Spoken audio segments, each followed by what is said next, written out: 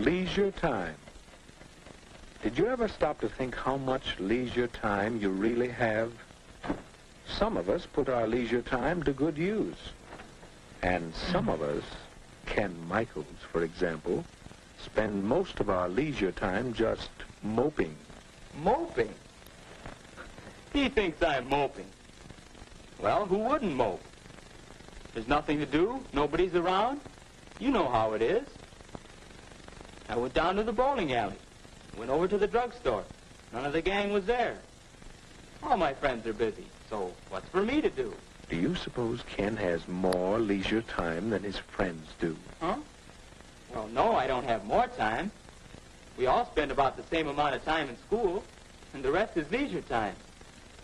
I've got nothing to do but wait for supper. My friends have more things to do. They're lucky. Ken's pretty lucky, too. Listen to that. All right, I'll bite. Why am I lucky? Because you have so much leisure time. Time in which you can do things you enjoy. Time in which you don't have to work. Like this, huh? Is that good? Let me show you a few things. Suppose you had lived 100 years ago. What would you have been like? Take a look. Where? Oh, is that me? Is that what I would have looked like 100 years ago? Well, perhaps. But now, well, let's look back 100 years again and see someone else. Who? Hey, that's my dad. Young man, you get off that bed and get to work. After you clean out the stable, you can build some new steps for the back porch. While I work 72 hours a week, no son of mine is going to loaf. 72 hours? 12 hours a day, 6 days a week. Tomorrow morning, young man, you're going out to get a regular job. You can work too, and earn your keep. Not so good, Ken? Well, let's try another picture. Say about 50 years ago. Oh, hello, son. Well, say, I've got some new pictures for the stereoscope. We'll look at them tonight. Don't forget about your chores. Have them all done by the time I'm through work. And keep the wood box full. Boy, how long will you work, Dad? Why, 10 hours. 10 hours a day, every day except Sunday. 60 hours a week? Boy. Well, Ken, let's take a look at your father's time as it really is today. Hi, Dad. You sure don't work as long hours as they used to. That's right, Ken. It's a wonderful thing to be able to do so much work in so little time. This 40-hour week suits me fine. And some people even work shorter hours nowadays. But by the way, Ken, how would you like to play a quick round of golf before supper? I think we can work it in. And then later I'd like to shellac that new bookcase I'm making. Well, Ken? Yes, Dad does enjoy his leisure time. And to think that a few years ago, people didn't have nearly so much time to themselves. Yes, we've gained a lot of leisure time in the last century or so. All of us. Wait a minute. All of us? Mother should hear you say that. She's always complaining that she doesn't have enough time. Well, let's see about that. Can you picture your mother as she might have been 50 years ago? I guess so.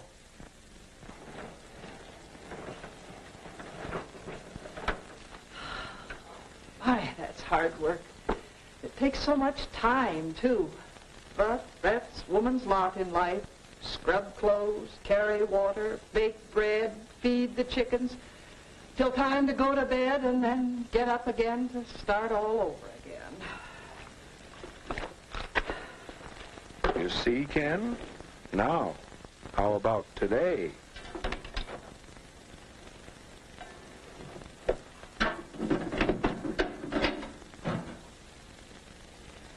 My, this new washer certainly is a time saver. And I do need some extra time. Now, let's see, I want to do some shopping, but this first. Wait a minute. This may be easier work, but it still looks like work. Oh, well, I have to plan the program for the Women's Club next month. That's one of my favorite activities, you know. It does keep me busy, but, well, that's not work. What do you think, Ken? Well, Mother does have more leisure time now. But still, she's always busy. How does she find so many things to do? How can I find something to do with my extra time? Or for that matter, what about you? I don't know. It seems as if leisure time is a problem. Well, let's see how your friends have met that problem.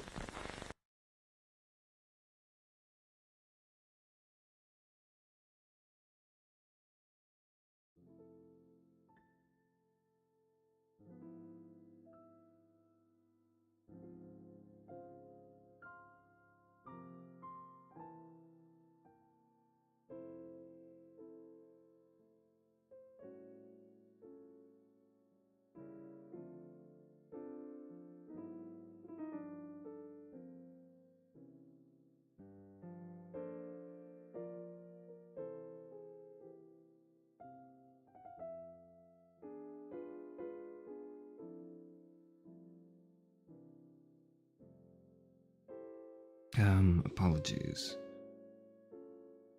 Excuse me. Apologies. For being a little late. Delaying it, if you were so keen. Stream, I mean, for today. But if you are not so keen, then you might not notice a difference. In which case, please don't notice the difference. Hello. Happy Halloween. It's not Halloween yet. We've got a whole month. We've got a whole month to prepare for it. We have a whole month. We have an entire month to prepare for Halloween, which is what I'm doing. It's not quite something to jump into immediately. Oh, I don't like this. I don't like this format. So, quick reading stream today. I say quick because I'm trying to quicken myself. It's not so much because it is quick. It's actually going to be a standard length, probably. The thing with this reading, well, okay, first thing before we even get into the reading, is the layout is not as nice as I want it to be because this is a book, more of a contemporary one. It was not written thousands of years ago, so it's a little harder to get your hands on a copy that is free and not totally illegal. This seems to be kind of illegal, though. I don't know. We'll see. Regardless, this copy, or at least this soft copy, was obtained online for free through Google searching. So, but it's through academia.edu. But it's like, it's weird because it was uploaded by someone who's not the name of the author. But it's look, you should go buy the book if you're interested. Is all I'm saying. Okay. There's always been questionable copyright territory these types of streams, and what I will do is or what I can't do is provide a link to this. Or I could provide a link to this at the description, but it's like a whole sign. You have to sign up with an account and everything, and we all know how annoying that is. So please try to understand this thing. All right.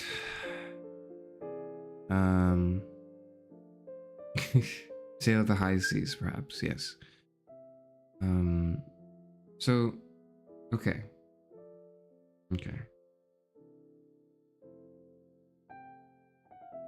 Today's going to be a stream where I read a book, the title of which is The Philosophy of Horror,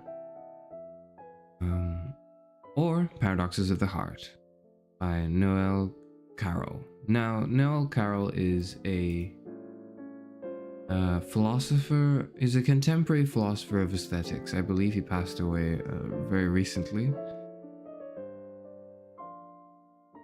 Not very old too, not at a very old age. When did he pass away?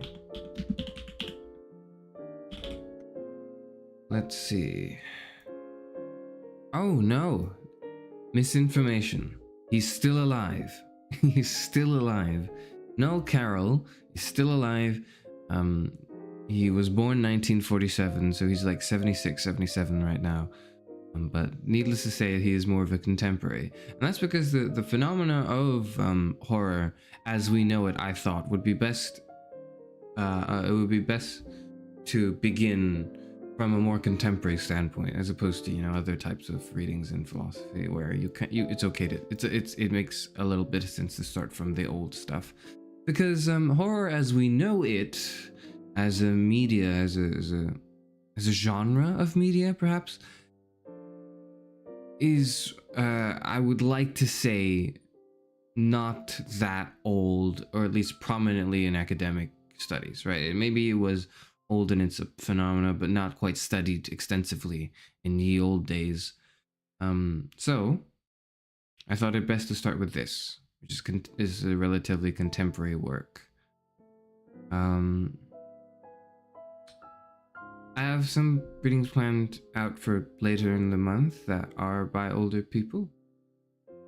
Some familiar faces maybe that relate to this, but it's less about the genre of horror, like as I will explore later, but more about like the psychological dimension of fear and all of that. Anxiety and dread and, you know, shock and, you know, these types of things that I think are interesting to read about as well.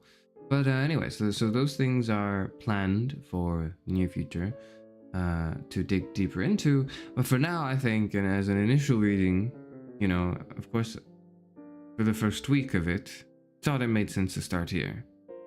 Anyways, his name is Noël Carroll. He is a contemporary philosopher of aesthetics. He talks about, you know, the way things appear. That's a horrible way to summarize aesthetics, but...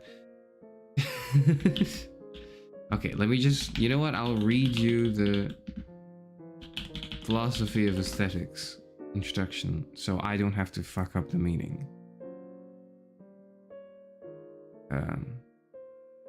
I'll just read the Stanford Encyclopedia entry so I don't fuck it up, right? Introduced in the philosophical lexicon during the 18th century, the term aesthetic has come to designate, among other things, a kind of object, a kind of judgment, a kind of attitude, a kind of experience, and a kind of value. For the most part, aesthetic theories have divided over questions particular to one or another of these designations, whether artworks are necessarily aesthetic objects, how to square the allegedly perceptual basis of aesthetic judgments with the fact that we give reasons in support of them, how best to capture the elusive contrast between an aesthetic attitude and a practical one, whether to define aesthetic experience according to its phenomenological or representational content, how best to understand the relation between aesthetic value and aesthetic experience. Questions of more general nature have lately arisen, and these have tended to have a skeptical cast. Whether any use of aesthetic may be explicated without appeal to some other, whether agreement respecting any use is sufficient to ground meaningful theoretical agreement or disagreement, whether the term ultimately answers to any legitimate philosophical purpose that justifies its inclusion in the lexicon. That is to say, it's gone through the whole mumbo-jumbo as per usual, as many other philosophical fields. And if you're thinking about the philosophy of art, you will probably think about the concept of aesthetics, or, you know, the aesthetic.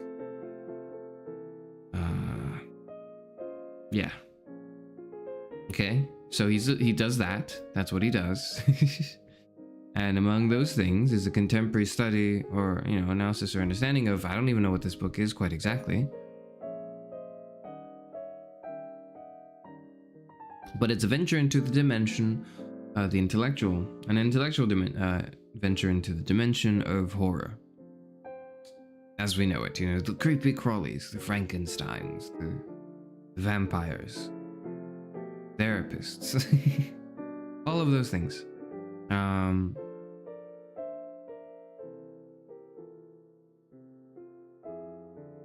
And so I believe that is the necessary context for everyone to get started, to at least be familiarized with what we're reading today. Just briefly, of course, we're not reading the whole thing, just a little bit.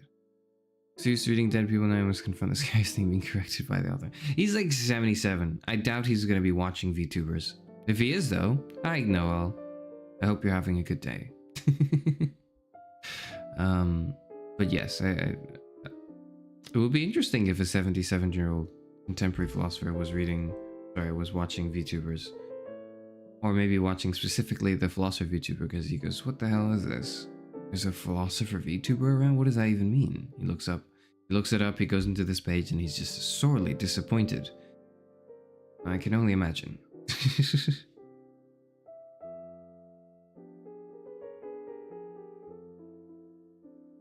Philosophy of emotion sounds interesting. Last time we got love. So it's not quite, it's about emotion, though it involves an understanding of emotion.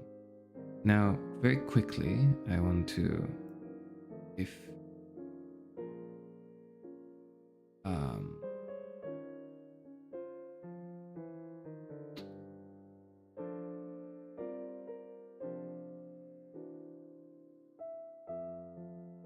oh, it's a little annoying. One moment. No, it's just a loss. Okay. Yep. Don't worry.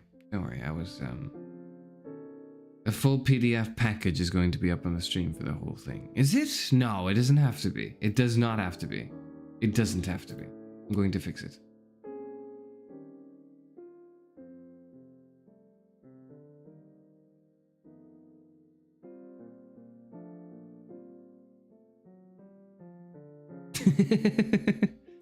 Okay, how does this work? If I go into acknowledgements, what does it look like? Oh, okay. You know what? That looks good. Let's stick with that. Yes. Okay. All right. Acknowledgements are okay. I don't think we need to read them per se, but not because they're not important, but because I think it's better to just zoom past stuff, because it's a lengthy text. It's a whole book, which you can buy if you would like to, buy a book. Never a bad idea, really, at least if you plan to read it, and if it's a book that stimulates and challenges. Anyways, The Philosophy of Horror by Noël Carroll. The introduction. Context. For over a decade and a half, perhaps especially in the United States, horror has flourished as a major source of mass aesthetic stimulation. Indeed, it may even be the most long-lived, widely disseminated, and persistent genre of the post-Vietnam era.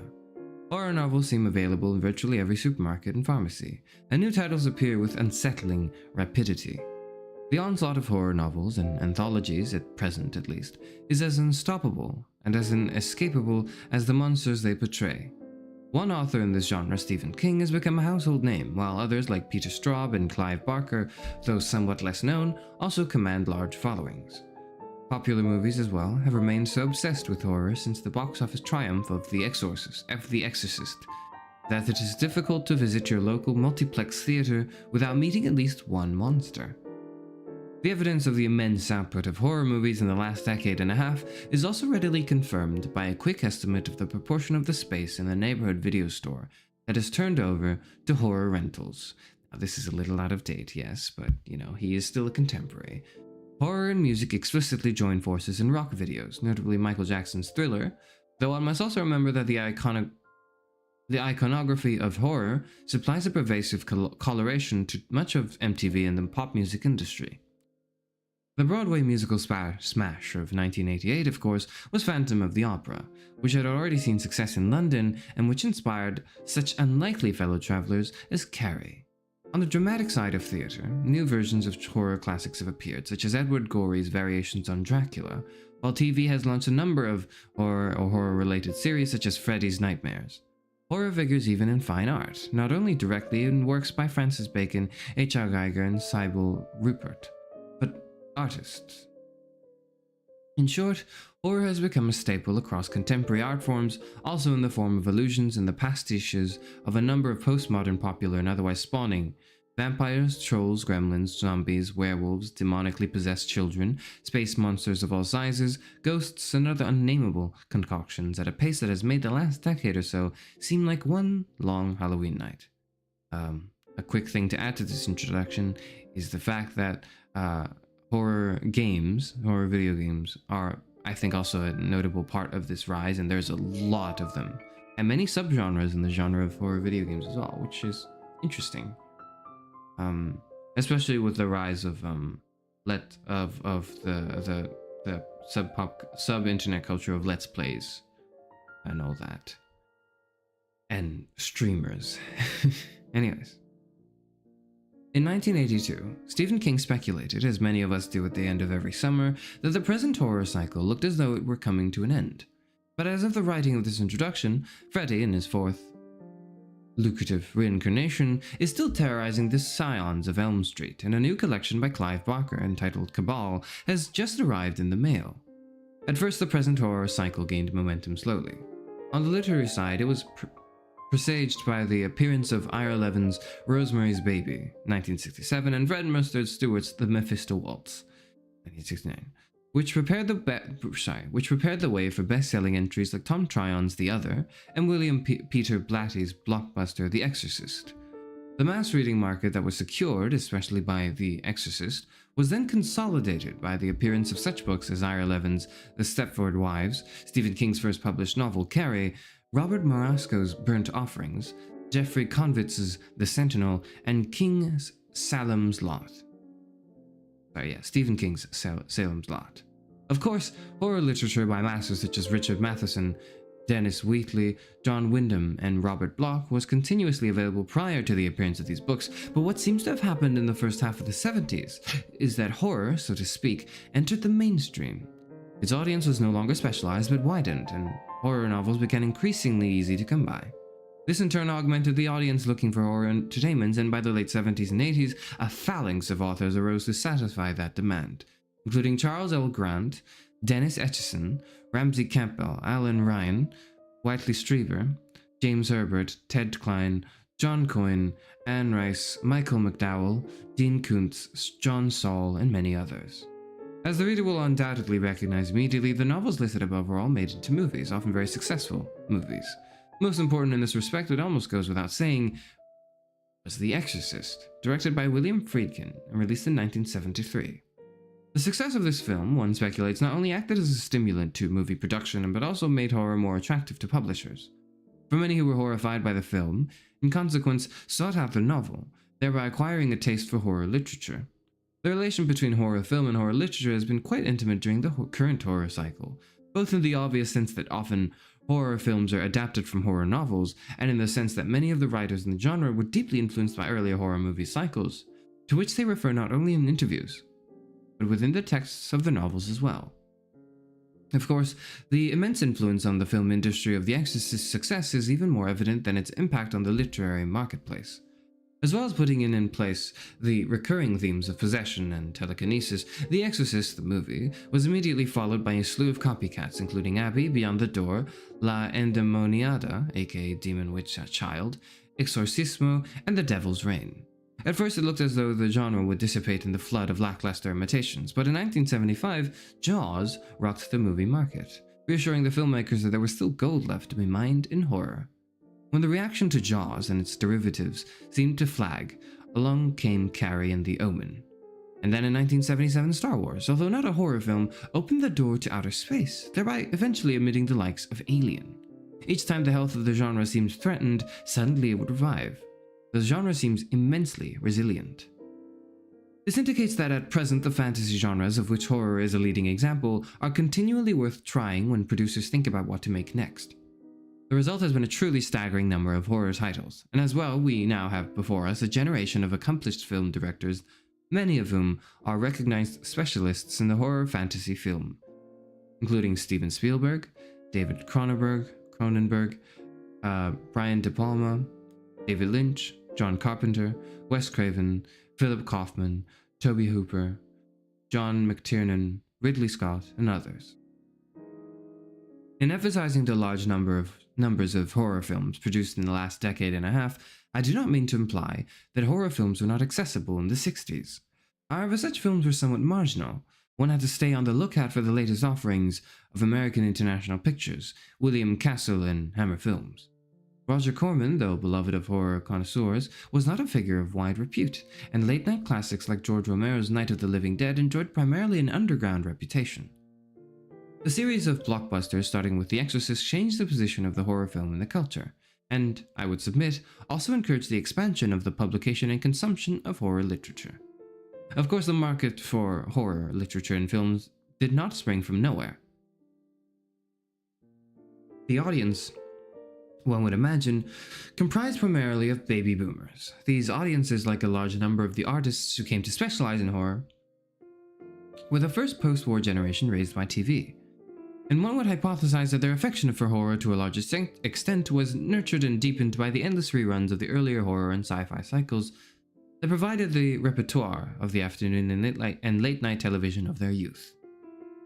This generation has in turn raised the next on a diet of horror entertainments whose imagery suffuses the culture, from breakfast cereals and children's toys to postmodern art, and which supply an impressive proportion of the literary, cinematic, and even theatrical output of our society. It is within this context that the time seems especially propitious to initiate an aesthetic inquiry into the nature of horror. The purpose of this book is to investigate the horror genre philosophically.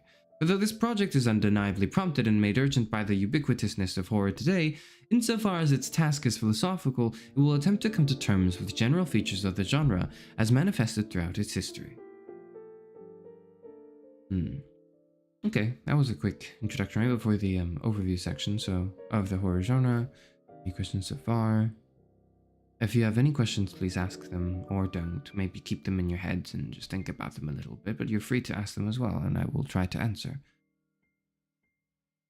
Horror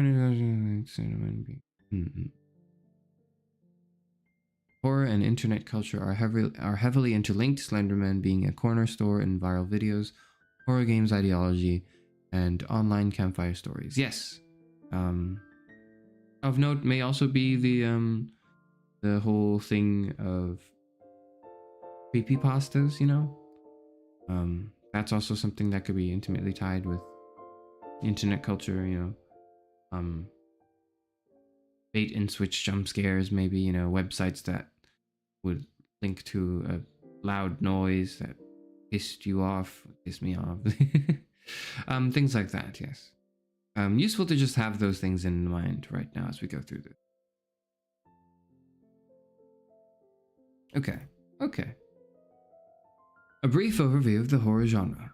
The object of this treatise is the horror genre. However, before developing my theory of that genre, it will be helpful to provide a rough historical sketch of the phenomenon that I intend to discuss. Following the lead of many commentators on horror, I'll presume that horror is, first and foremost, a modern genre, one that begins to appear in the 18th century. The immediate source of the horror genre was the English Gothic novel, the German Schauer Roman, and the French Roman Noir. The general, though perhaps arguable, consensus is that the inaugural Gothic novel of relevance to the horror genre was Horace Walpole's The Castle of Otranto in 1765. This novel carried on the resistance to neoclassical tastes initiated by the preceding generation of graveyard poets. The rubric Gothic encompasses a lot of territory. Following the fourfold classificatory scheme suggested by Montague Summers, we can see that it subsumes the historical Goth, the natural or explained Gothic, the supernatural Gothic, and the equivocal Gothic. The historical Gothic represents a tale set in the imagined past without the suggestion of supernatural events, while the natural Gothic introduces what appears to be supernatural phenomena only to explain them away. Anne Radcliffe's Mysteries of Udolpho is a classic of this category. Also, side note, what comes to mind is Scooby-Doo, but I don't know if that's relevant. The equivocal Gothic, such as Charles Brockden Brown's Edgar Huntley or the Memoirs of a Sleepwalker, renders the supernatural origin of events in the text ambiguous by means of variation. J.M.S. Tompkins writes that the authors work by sudden shocks, and when they deal with the supernatural, their favorite effect is to wrench the mind suddenly from skepticism to horror-struck belief. The appearance of the demon and the gruesome impalement of the priest at the end of Matthew Lewis's The Monk is the real harbinger of the horror genre. Other major achievements in this period of the development in the genre include Mary Shelley's Frankenstein, John Polidori's the Vampire, and Charles Robert Matern's Melmoth the Wanderer. Already by the 1820s, horror stories began to provide the basis for dramatizations. In 1823, Frankenstein was adapted for the stage by Richard Brinsley Peake under the title of Presumption, or The Fate of Frankenstein, aka Frankenstein, or The Danger of Presumption, or Frankenstein, a romantic drama. Thomas Potter Cook played the monster as well as playing Lord Ruthven in adaptations of Polidori's The Vampire. On occasion, adaptations of the two stories would be presented as double bills, perhaps calling to mind the way in which the two myths functioned to kick off both the horror movie cycle of the 30s and the golden age of Hammer films. Alternating versions of the Frankenstein story were popular in the 1820s, including Le Monstre et le Magicien, Frankenstein, or The Man and the Monster, as well as numerous satirical deviations that inadvertently herald the shenanigans of Abbott and Costello. The ballet stage also explored horrific themes in the divertissement of the dead nuns in Giacomo Meyerbeer's opera Robert le Diable, and in such ballets as La Sylphide, Les Ondines, Giselle, and Napoli. Horror continued to be written during the period between the 1820s and the 1870s, but it was eclipsed in importance in the culture of the English-speaking world largely by the emergence of the realist novel. From the 1820s to the 1840s, Blackwood's Edinburgh magazine kept the Gothic fires burning by publishing short fictions by William Mudford, Edward Bulwer-Lytton, and James Hogg. While in the later 1840s, the popular imagination was gripped by Varney the Vampire, or The Feast of Blood, a serial novel in 220 chapters by Thomas Prest, and Wagner the Werewolf by George William MacArthur. In America, Edgar Allan Poe followed the lead of Blackwood, and in fact wrote a piece entitled How to Write a Blackwood Article. Generalizing about his period, Benjamin Franklin Fisher writes, "The significant trend in horror tales of this period mirrored developments in the greater Victorian and American novels, then emerging into a solidly artistic and serious genre. There was a shift from physical fright expressed through numerous outward miseries and villainous actions to psychological fear. The inward turn in fiction emphasized motivations, not their overt terrifying consequences. The ghost in a bedsheet gave way, as it did literally in Charles Dickens' A Christmas Carol, to the haunted psyche, a far more significant force in the spooking of hapless victims. Along with Poe's work, Fisher would appear to have in mind here the Gothic atmospherics in the works of Hawthorne, Melville, and the Brontes. However, the figure of the period who may have made the greatest direct contribution to the horror genre proper might be Joseph Sheridan Le Fanu, who in his stories frequently placed the supernatural amidst the world of everyday life, where the persecution of ordinary innocent victims, rather than Gothic overreachers, was closely observed and received the kind of psychological elaboration that would set the tone for much of the ensuing work in the genre. Le Fanu's In a Glass Darkly ushered in a period that lasted in the 1920s, of major accomplishment in the ghost story.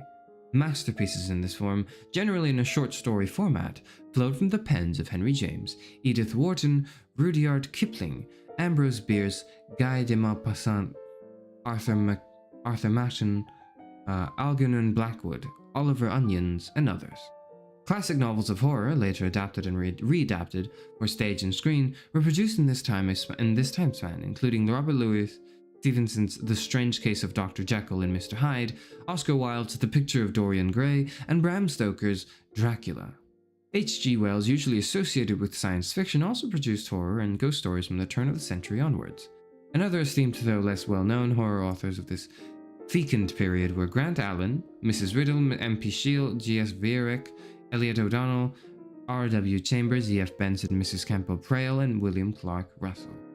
According to Gray William Crawford, in contrast to the cosmic strain in the works of masters of the preceding generation, like Blackwood, Machen, and Onions, the English horror story after World War I took a realist and psychological turn in the work of Walter de la Mare, L.P. Hartley, W.F. Harvey, R.H. Malden, A.N.L. Munby, L.T.C. Rolt, M.P. Dare, H. Russell Wakefield, Elizabeth Bowen, Mary Sinclair, and Cynthia Asquith. However, the cosmic wing of horror writing was kept alive in America by Howard Phillips Lovecraft, who stood at the center of the writers working for the pulp periodical Weird Tales. Lovecraft was a prodigious writer, churning out not only reams of stories, but also a treatise entitled Supernatural Horror in Literature, an advanced correspondence through which he advanced this particular aesthetic of horror. Partly due to this correspondence and to his support of aspiring writers, Lovecraft enlisted the loyal following of authors and imitators, such as Clark Ashton Smith, Carl Jacobi, and August Derleth. Robert Bloch also began his career in the Lovecraft tradition of cosmic horror, which continued to influence the genre until long after World War II. After World War I, the horror genre also found a new home in the nascent art of the cinema. Horror films in the style that has come to be known as German Expressionism were made in Weimar Germany, and some, like F.W. Murnau's Nosferatu, have become recognized horror masterpieces. Prior to the current horror movie cycle, the history of film witnessed several other major spurts of creativity in the horror mode. An early 30s cycle, which was started by Universal Studios, and which movie makers attempted to resuscitate in the late 30s and early 40s with an eye to younger audiences. The spate of adult horror films produced in the 40s by Val Lewton at RKO, the horror sci-fi cycle of the early 50s, which inspired the Japanese Godzilla industries of the mid-50s, as well as an attempt to revive the cycle in America again in the latter part of the decade. These films, seen either in theaters or on TV, tutored a baby boom audience and a taste for horror, which in the 60s could be sustained by marginal matinees of the output of AIP, William Castle and Hammer Films. The classic horror film myths often sent horror-hungry adepts to their literary sources, as well as the less elevated reading material, such as Famous Monsters of Filmland, founded in 1958, and the products of fantastic television, like The Twilight Zone, encouraged an interest in writers such as Charles Beaumont, Richard Matheson, Roald Dahl, and the short story tradition from which they sprang. Thus, by the early 70s, an audience was ready for the present horror cycle.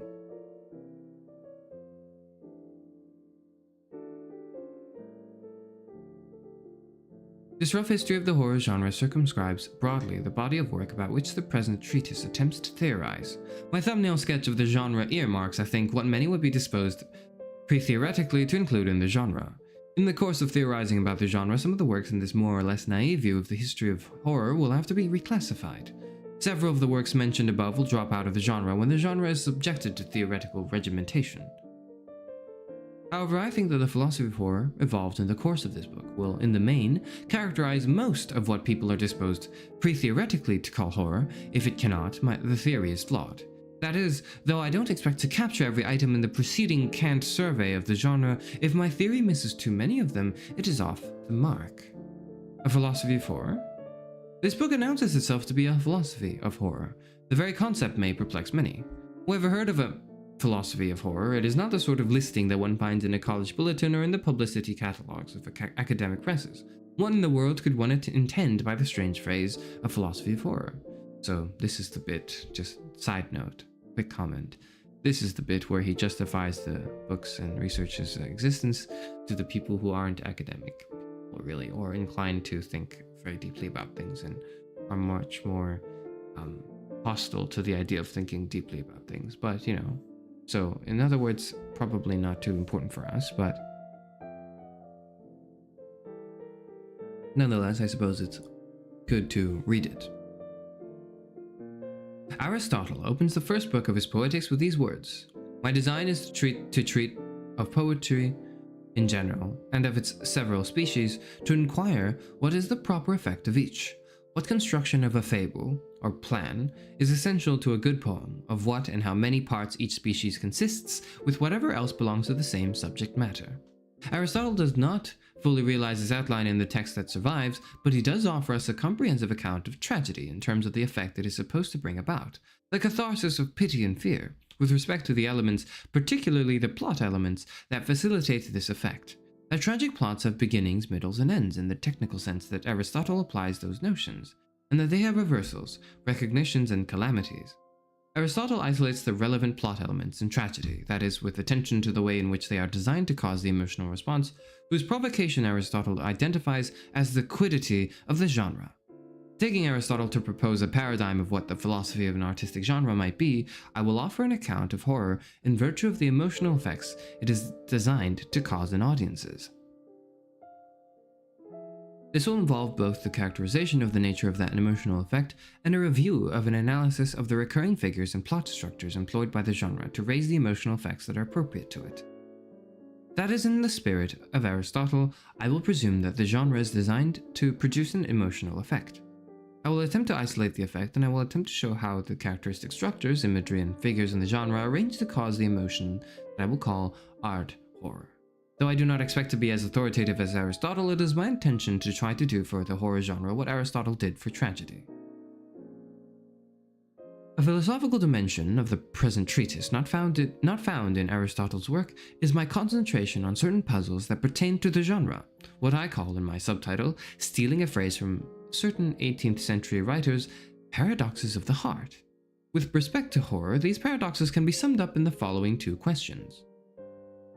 1. How can anyone be frightened by what they know does not exist? And 2. Why would anyone ever be interested in horror, since being horrified is so unpleasant? In the course of the text, I will attempt to show what is at stake in posing these questions, and I will also advance philosophical theories which I hope will vaporize these paradoxes. The style of philosophy employed in this book is what is often called Anglo-American or analytic philosophy. My favorite. However, a word of warning is useful here, for although I think it is accurate to say that this book is written in the tradition of analytic philosophy, it is important to note that my method is not exclusively a matter of what is sometimes called conceptual analysis. For a number of reasons, I, like many other philosophers of my generation, distrust the strict division between conceptual analysis and empirical findings. Thus, in this book, there is conceptual analysis interwoven with empirical hypotheses. That is, there is a mix of philosophy, construed narrowly as conceptual analysis, and what might be called the theory of horror, i.e. very general empirical conjectures about recurring patterns in the genre, or to put it yet another way, this philosophy of horror, like Aristotle's philosophy of tragedy, contains both conceptual analysis and very general empirically grounded hypotheses. I've already claimed Aristotle as a precedent. My project could also be likened to those of 18th century theoreticians like Hutcheson and Burke, who sought to define such things as the beautiful and the sublime, and who wished to isolate the causal triggers that gave rise to these feelings. And in the very early 20th century, Bergson attempted a similar investigation with respect to comedy. All of these references, however, including the implicit functionalism that I share with all these authors, who undoubtedly makes the present project sound exceedingly old-fashioned. So here it is important to emphasize the ways in which the present study offers new approaches to philosophical aesthetics. Philosophical aesthetics in the English-speaking world has come to be preoccupied with two central problems. What is art and what is the aesthetic? These questions are good questions, and they have been addressed with admirable sophistication and rigor. However, they are not the only questions that philosophers of art can ask about their domain, and the obsession with answering them has unduly constrained the ambit of concern of contemporary aesthetic philosophy. Questions about art and the aesthetic should not be abandoned, but more questions, whose answers may even suggest new angles on the issues of art and the aesthetic, are advisable lest the field become a rut. Recently, philosophers of art have wanted to alleviate the overly constricted configuration of the field by looking at the special theoretical problems of individual arts, by returning to older questions of the aesthetics of nature, and by resituating traditional questions about art within broader questions about the function of simple systems in general. The present attempt at a philosophy of horror is part of this effort to widen the purview of philosophical aesthetics. Not only should the special problems of art forms be reconsidered, but the special problems of genres that cross art forms should be re-evaluated as well. One of the most interesting attempts to broaden the perspective of philosophical aesthetics in recent years has been the emerging study of art in relation to the emotions, a research project that unites the philosophy of art with the philosophy of mind.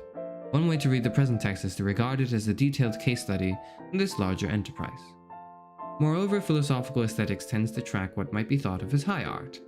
It is either oblivious to or suspicious of mass or popular art. One reason for this is that mass and popular art gravitate toward the formulaic, and aestheticians often presume a Kantian-inspired bias that art, properly so called, is not susceptible to formula. The present treatise offends this view doubly. 1, in considering mass art as worthy of the attention of philosophical aesthetics, and 2, in not being cowed into agreeing that the realm of art lacks formulas. Offending against both these views simultaneously is obviously interconnected and intentional. This book is divided into 4 chapters. The first chapter proposes an account of the nature of horror, specifically with respect to the emotion, art horror, that the genre is designed to engender. This chapter not only offers a definition of horror, which it attempts to defend against predictable objections, it also tries to isolate recurring structures that give rise to the emotion of art horror, along with the historical conjecture about why the genre emerged when it did. The second chapter introduces the first of our paradoxes of the heart, namely the paradox of fiction. Applied to the horror genre, this is the question of how we can be frightened by that which we know does not exist. But the problem here is more general. For those who believe that we can only be emotionally moved by what we know is the case, it is not only a mystery as to why we are frightened by Count Dracula, but also why we are angered by Creon in Sophocles' Antigone. This is the most technical chapter in the book. Those who have no liking for philosophical dialectics may wish to merely skim it, if not skip it altogether. Okay, so chapter 2 is for the nerds like me, I see. The third chapter is a review of the most characteristically recurrent plots in the genre, including extensive discussion of interrelated plot formations such as suspense and what contemporary literary critics call the fantastic. This is the most empirically developed part of the book. Those who are interested primarily in philosophical dialectics may wish to skim it, if not skip it altogether. The last chapter deals with our second paradox of the heart. Indeed, the paradox for which the writers John Aiken and his sister Anna Letitia Aiken Barbald originally coined this lovely phrase in the 18th century. It is the question of why, if horror is, as it is described in the earlier chapters, anyone would subject themselves to it. Call this the paradox of horror. Normally we shun what causes distress. Most of us don't play in traffic to entertain ourselves, nor do we attend autopsies to while away the hours. So why do we subject ourselves to fictions that will horrify us? It is a paradox of the heart, one I hope to accommodate in concluding this treatise. Just quickly. Where was I? Here, yes. Just very quickly, I know he's trying to market this book to a broader audience, and so, but also at the same time trying to be philosophically rigorous with it, and that's why the second and third chapter are kind of like, skip this part if you're an academic and skip this part if you're like a normie, right? And I just, I'm not by any means condemning it or anything like that of the sort, but it strikes me as not quite, like I would stand stronger on my points, I think, if I wrote a book, but maybe I'm just more of a hard ass than Noël is, and he actually understands what people want to read, right? So, anyways. Moreover, after resolving this paradox, I hope to say why the horror genre is as compelling nowadays as it is. This part of the book is not part of the philosophy of horror proper, but on the other hand, we would probably never have noticed that a philosophy of horror was worth contemplating had we not been engulfed by the genre in its contemporary form. I have referred to this book as a treatise for its parts as are systematically related. The account that I offer of the nature of horror is fleshed out by an investigation of horrific plotting and its related formations. Likewise, my accounts of the nature of horror and of horror narration are material, in different yet concerted ways, to the answer I give to what was called the paradox of horror in the preceding paragraph. Moreover, the theory I champion in the second chapter of the book, called the thought theory of our response to fiction, pertains to my hypotheses about the paradox of horror, because it offers an operational construction of what authors grope at with notions like aesthetic distance. Thus, the parts of the book are interconnected. However, no pretension is made in the direction of claiming that this is an exhaustive account of the genre. There are many more topics for future research that I have left untouched. In some ways, this book is very different from what has preceded it. The usual approach to characterizing the horror genre, from H.P. Lovecraft to Stephen King, by way of numerous academic critics, is to offer a series of very general ruminations about horror in Chapter 1, and then to detail the evolution of the genre historically through the examination of examples. There is nothing wrong with that approach, but I have attempted to reverse it by initially suggesting a narrative of the form in the expectation that an organon can be developed to comprehend it. Despite all the pre-regrination and animadversion called for by introductions and to executions of academic exercises of this sort, I have had a hell of a good time writing this book, and I hope some of that rubs off on the reader. Okay, at least he enjoyed himself. That's good.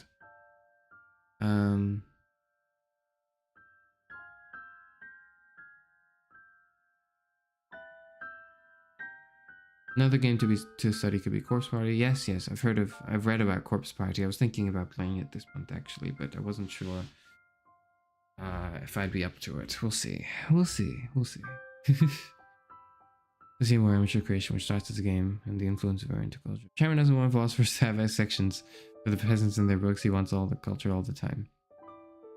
Oh, you know, I just think that drawing those lines is very unnecessary. Is all. Anyways.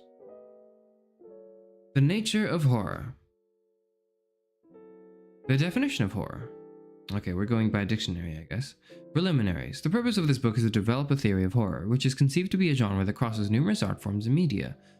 The type of horror to be explored here is that associated with reading something like Mary Shelley's Frankenstein, Algernon Blackwood's Ancient Sorceries, Robert Louis Stevenson's The Strange Case of Dr. Jekyll and Mr. Hyde, H.P. Lovecraft's The Dunwich Horror, Stephen King's Pet Sematary, or Clive Barker's Damnation Game.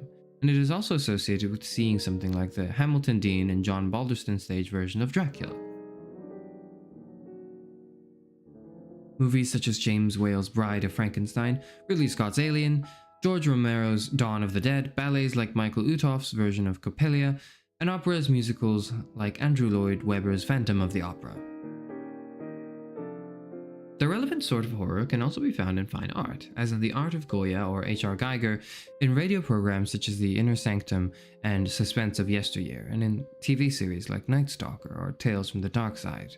We shall call this art horror. Generally, when the word horror is used in what follows, it should be understood as art horror. This kind of art horror is different from the sort that one expresses in saying, "I'm horrified by the prospect of ecological disaster," or "brinksmanship in the age of nuclear arms is horrifying," or "what the Nazis did was horrible." Call the latter usage of horror natural horror. It is not the task of this book to analyze natural horror, but only art horror, that is, horror as it serves to name a cross-art, cross-media genre whose existence is already recognized in ordinary language. This is the sense of the term horror that occurs when, for example, in answer to the question, what kind of book is The Shining?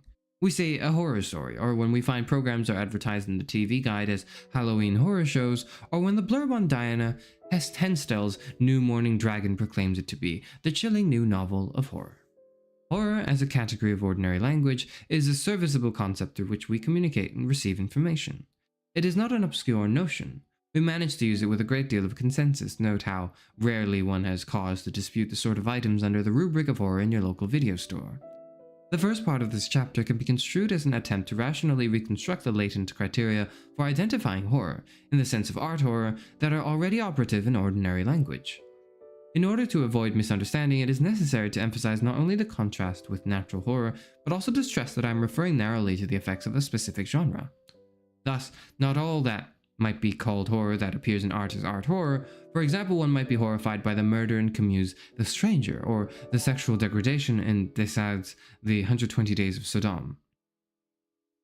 Nevertheless, though such horror is generated by art, it is not part of the phenomenon I'm calling art horror, nor shall I refer to the frequent response of people of limited experience to much avant-garde art. Art horror, by stipulation, is meant to refer to the... Wait, hold on, let me just read that again. Nor shall it refer to the frequent response of people of limited experience to much avant-garde art. That's kind of funny. Anyways. Art horror, by stipulation, is meant to refer to the product of a genre that crystallized, speaking very roughly, around the time of the publication of Frankenstein, give or take 50 years, and that has persisted often cyclically through the novels and plays of the 19th century and the literature, comic books, pulp magazines, and films of the 20th. This genre, moreover, is recognized in common speech, and my theory of it must ultimately be assessed in terms of the way in which it tracks ordinary usage. Of course, horrific imagery can be found across the ages, and the ancient Western world examples include the story of the werewolf in Petronius' Satyricon, of Lycaon and Jupiter in Ovid's Metamorphoses, and of Aristomenes and Socrates in Apuleius' The Golden Ass. Medieval dances macabres and the characterizations of hell, such as the visions of St. Paul, the vision of Tundale, Cranach the Elder's Last Judgment, and most famously Dante's Inferno, I know that one, also feature examples of figures and incidents that will become important to the horror genre. However, the genre itself only begins to coalesce between the last half of the 18th century and the first quarter of the 19th as a variation on the Gothic form in England and related developments in Germany. The reason for this particular periodization of the genre will, I believe, become clearer as my exploration of the nature of the genre progresses, and an explanation of why horror awaits to be born until the 18th century will be attempted in the concluding section of the chapter. Moreover, it must also be noted that though my emphasis is on genre, I shall not respect the notion that the horror and science fiction are absolutely discrete genres. The putative distinction here is often advanced by connoisseurs of science fiction at the expense of horror. For them, science fiction explores grand themes like alternate societies or alternate technologies, whereas the horror genre is really only a matter of scarifying monsters. Defenders of science fiction, for example, are wont to say that what generally passes for science fiction in movies is really merely horror, a series of work exercises in the art of the bug-eyed monsters such as the Islander, This Island Earth, Invaders from Mars, and Alien Predators. That monsters are a mark of horror is a useful insight, however it will not do the work to which aficionados of science fiction delegate it. Even in the case of movies, there are cases such as Things to Come that meet the supposed standards of true science fiction, but more importantly, the defenders of science fiction protest too much. Not all of what we are prone to call science fiction is preoccupied with high thoughts about alternate technologies and societies. The late John Wyndham's The Midwich Cuckoos, The Kraken Wakes, The Day of the Triffids, and Webb all seem to be straightforwardly science fiction on any unprejudiced view, though interest in them centers on monsters. Of course, the science fiction pundit doesn't deny that there are monsters in science fiction, but only that they play second fiddle to the imagination of alternate technologies and/or societies. But this seems to fly in the face of the facts, not only in the case of Wyndham, but also those of H.G. Wells' The War of the Worlds and Brian Aldiss's Nebula award-winning The Saliva Tree. As these examples suggest, much of what we theoretically call science fiction is really a species of horror, substituting futuristic technologies for supernatural forces. This is not to say that all science fiction is a subcategory of horror, but only that much is. Thus, in my examples, we will freely move between what is called horror and what is called science fiction, regarding the boundary between these putative genres as quite fluid. I plan to analyze horror as a genre, however, it should not be assumed that all genres can be analyzed in the same way. Westerns, for example, are identified primarily by virtue of their setting. Novels, films, plays, paintings, and other works that are grouped under the label horror are identified according to a different sort of criteria. Like suspense novels or mystery novels, novels are denominated horrific in respect of their intended capacity to raise a certain effect. Indeed, the genres of suspense, mystery, and horror derive their very names from the effects they are intended to promote: a sense of suspense, a sense of mystery, and a sense of horror.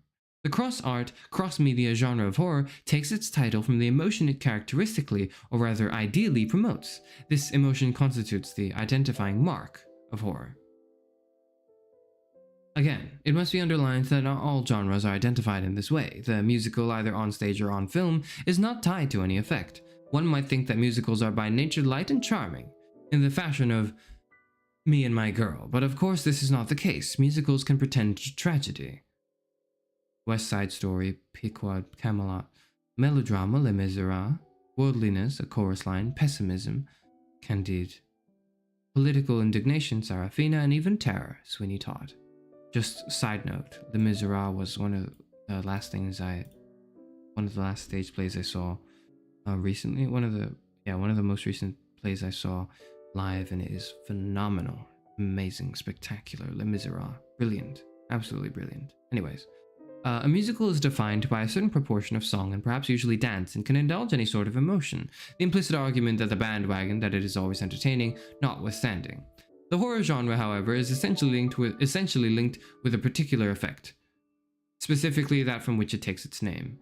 The genres that are named by the very affect they are designed to provoke suggests a particularly tantalizing strategy, through which to pursue their analysis. Like works of suspense, works of horror are designed to elicit a certain kind of affect. I shall presume that this is an emotional state, which emotion I call art horror. Thus one can expect to locate the genre of horror in part by specification of art horror. That is, the emotion works of this type are designed to engender. Members of the horror genre will be identified as narratives and/or images.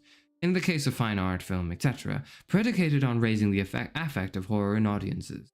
Such an analysis, of course, is not a priori. It's a philosophical term.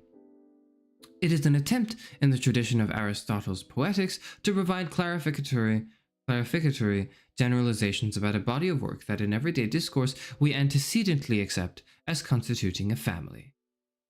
Initially, it is tempting to follow the lead of the defenders of science fiction and to differentiate the horror genre from others by saying that horror novels, stories, films, plays, and so on are marked by the presence of monsters.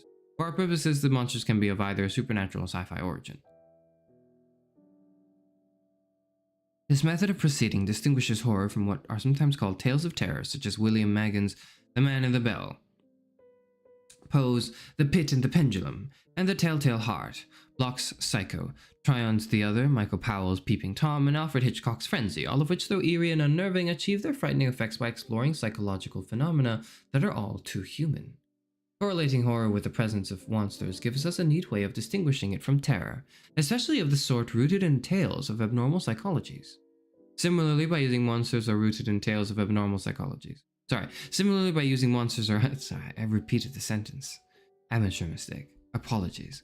Similarly, by using monsters or other supernatural or sci-fi entities as a criterion of horror, one can separate horror stories from Gothic exercises, such as Radcliffe's Mysteries of Udolpho, or from Charles Brockden Brown's Wieland, or The Transformation, or from Washington Irving's The Spectre Bridegroom, or from 30s shudder pulp, such as the stories found in Weird Tales, where suggestions of otherworldly beings were often introduced only to be explained away naturalistically.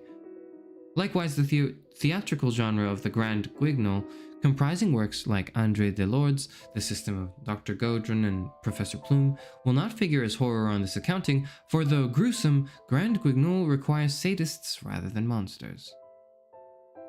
However, even if a case can be made that a monster or a monstrous entity is a necessary condition for horror, such a criterion would not be a sufficient condition, for monsters inhabit all sorts of stories such as fairy tales, myths, and odysseys that are not inclined to identify as horror. If we are to exploit usefully the hint that monsters are central to horror, we will have to find a way to distinguish the horror story from mere stories with monsters in them, such as fairy tales.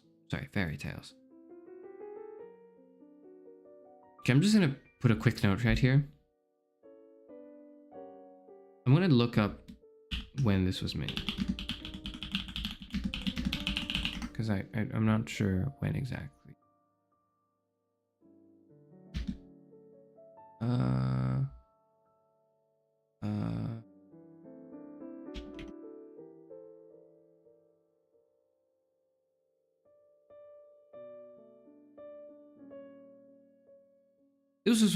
This was written in 1990. That checks out. So it does feel a little slow to me.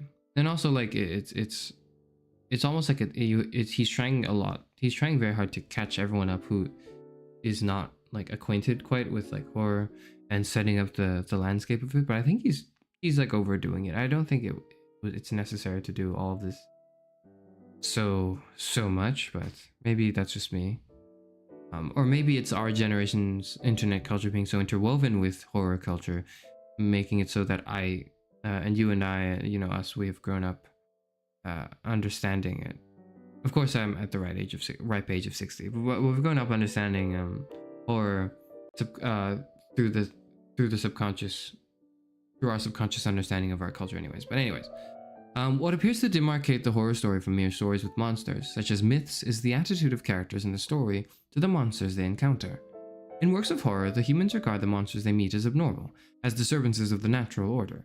In fairy tales, on the other hand, monsters are part of the everyday furniture of the universe. For example, in The Three Princesses of Whiteland, in the Andrew Lang collection, Aladdin is beset by a three-headed troll. However, the writing does not signal that he finds his particular creature any more unusual than the lions he had passed earlier. A creature like Chewbacca in the space opera Star Wars is just one of the guys, though a creature gotten up in the same wolf outfit in a film like The Howling will be regarded with utter revulsion by the human characters in that fiction. Boreads, griffins, chimeras, basilisks, dragons, satyrs, and such are bothersome and fearsome creatures in the world of myths, but they are not unnatural. They can be accommodated by the metaphysics of the cosmology that produced them. The monsters of horror, however, breach the norms of ontological propriety presumed by the positive human characters in the story. That is, in examples of horror, it would appear that the monster is an extraordinary character in our ordinary world, whereas in fairy tales and the like, the monster is an ordinary creature in an extraordinary world. And the extraordinariness of that world, its distance from our own, is often signaled by formulas such as once upon a time. In his classic study, The Fantastic, Svetlin Todorov classifies the worlds of myths and fairy tales under the heading of the marvelous. Such realms do not abide by scientific laws as we know them, but have their own laws. However, though I admire Todorov's work and though I am obviously influenced by it, I have not adopted its categories because I want to draw a distinction within the category of supernatural tales between those that indulge art horror and those that don't. Undoubtedly, Todorov and his followers would attempt to get at his distinction by means of the notion of the fantastic, marvelous stories that entertain naturalistic explanations of abnormal incidents, but conclude by affirming their supernatural origin. Horror, it might be argued, falls under the label of the fantastic marvelous. However, though this might be right as far as it goes, it does not go far enough. For the category of the fantastic marvelous is not tight enough to give us an adequate picture of art horror. A film such as Close Encounters of the Third Kind fits into the classification of fantastic marvelous, but is beatific rather than horrific. The concept of the fantastic marvelous, that is, doesn't zoom in on the particular effect that the genre is predicated upon. Even if the horror belongs to the genus of the fantastic marvelous, it constitutes a distinctive species, and that it is that species with which we are concerned.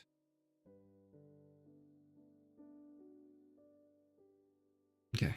As I have suggested, one indicator of that which differentiates works of horror proper from monster stories in general is the affective responses of the positive human characters in the stories to the monsters that beleaguer him.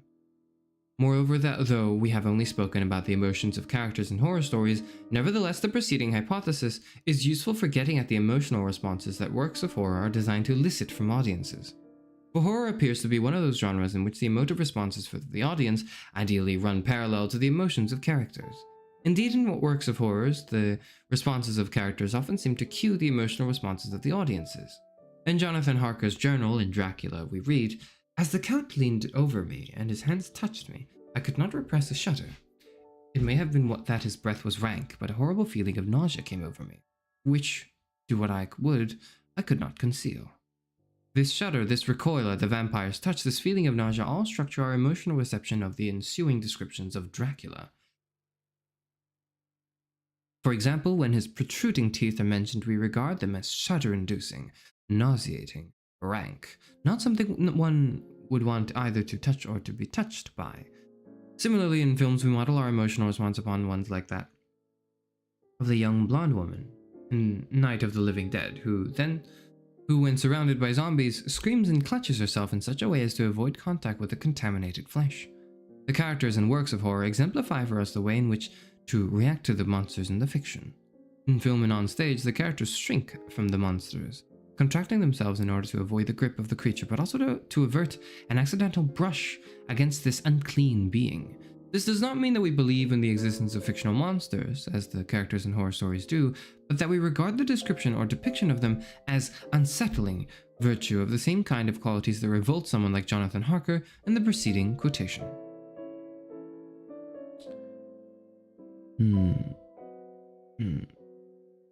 The Blob, The Thing, Friday the 13th, and more. Between 80s and 90s, there was a revolution in horror. I can see they might have tried to foresee what's next, but things just advance too fast.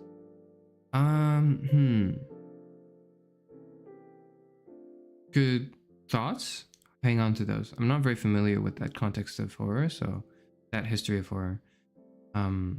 Which is actually why, as a side note, I'm planning to read the classics, some of the classics, and but I'm not sure what to read first for the classic monsters, so I think I'll put it up to a poll maybe later today or tomorrow, and we'll just see in a few days what the poll results are, right? But anyways, the emotional reactions of characters then provide a set of instructions, or rather examples about the way in which the audience is to respond to the monsters in the fiction, that is, about the way we are meant to react to its monstrous properties. In the classic film King Kong, for example, there is a scene on the ship during the journey to Skull Island in which the fictional director, Carl Denham, stages a screen test for Anne Darrow, the heroine of the film within the film. The off-screen motivations that Denham supplies his starlet can be taken as a set of instructions for the way both Anne Darrow and the audience are to react to the first apparition of Kong.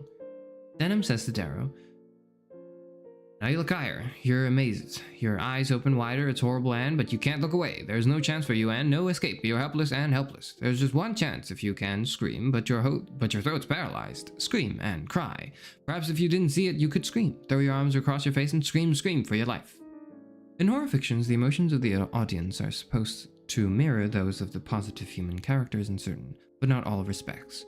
In the preceding examples, the characters' responses counsel us that the appropriate reactions to the monsters in question comprise shuddering, nausea, shrinking, paralysis, screaming, and revulsion. Our responses are meant ideally to parallel those of characters. Our responses are supposed to converge, but not exactly duplicate, those of the characters, like the characters we assess the monsters as a horrifying sort of being, though, unlike the characters, we do not believe in its existence. This mirroring effect, moreover, is a key feature of the horror genre. For it is not the case for every genre that the audience response is supposed to repeat certain of the elements of the emotional state of characters. If Aristotle is right about catharsis, for example, the emotional state of the audience does not double that of King Oedipus at the end of the play of the same name. Oedipus. I never remembered how to pronounce that name. Anyways. Nor are we jealous when Othello is. Also, when a comic character takes a pratfall, he hardly feels joyous, though we do. And though he feels a suspense when the hero rushes to save the heroine tied to the railroad tracks, he cannot afford to indulge such an emotion. Nevertheless, with horror, the situation is different. For in horror, the emotions of the characters and those of the audience are synchronized in certain pertinent respects, as one can easily observe at a Saturday matinee in one's local cinema. That the audience's emotional responses are modeled to a certain extent on those of the characters in horror fictions provides us with a useful methodological advantage in analyzing the emotion of art horror. It suggests a way in which we can formulate an objective, as opposed to an introspective, picture of the emotion of art horror. That is, rather than characterizing art horror solely on the basis of our own subjective responses, we can ground our conjectures on observations of the way in which characters respond to the monsters in works of horror. That is, if we proceed under the assumption that our emotional responses as audience members are supposed to be parallel, those of characters in important respects, then we can begin to portray art horror by noting the typical emotional features that authors and directors attribute to characters molested by monsters. How do characters respond to monsters in horror stories? Well, of course they're frightened. After all, monsters are dangerous, but there is more to it than this. In Mary Shelley's famous novel, Victor Frankenstein recounts his reaction to the first movements of his creation. Now that I had finished, the beauty of the dream vanished, and disgust filled my heart. Unable to endure the aspects of the being that I had created, I rushed out of the room, unable to compose my mind to sleep. Shortly after this, the monster with an outstretched hand wakens Victor, who flees from its touch. In Sea Raiders, H.G. Wells, using the third person, narrates Mr. Frizen's reaction to some unsavory, glistening, tentacled creatures. He was horrified, of course, and intensely excited and indignant at such revolting creatures preying on human skin. In Augustus Muir's The Reptile, MacAndrew's first response to what he takes wrongly to be a giant snake is described as the paralyzing grip of repulsion and surprise. When Miles, in Jack Finney's Invasion of the Body Snatchers, first encounters the pods, he reports, "At the feel of them on my skin, I lost my mind completely, and that I was tramping them, smashing them, and crushing them under my plunging feet and legs, not even knowing that I was uttering a sort of hoarse, meaningless cry, of fright and of animal disgust." And in Peter Straub's ghost story, Dawn makes love to the monster Alma Mobley and suddenly senses a shock of concentrated feeling, a shock of revulsion, as though I had touched a slug.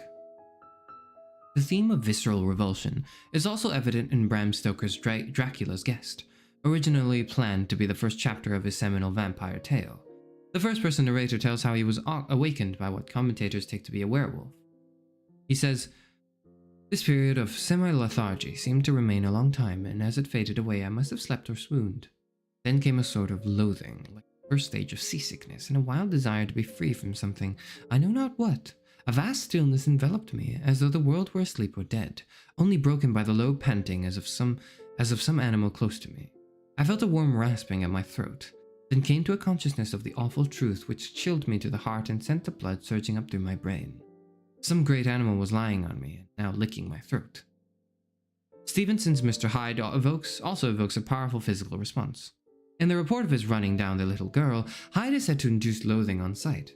This is not simply a moral category, however, for it is connected with his ugliness, which is said to cause one to sweat. Relatable.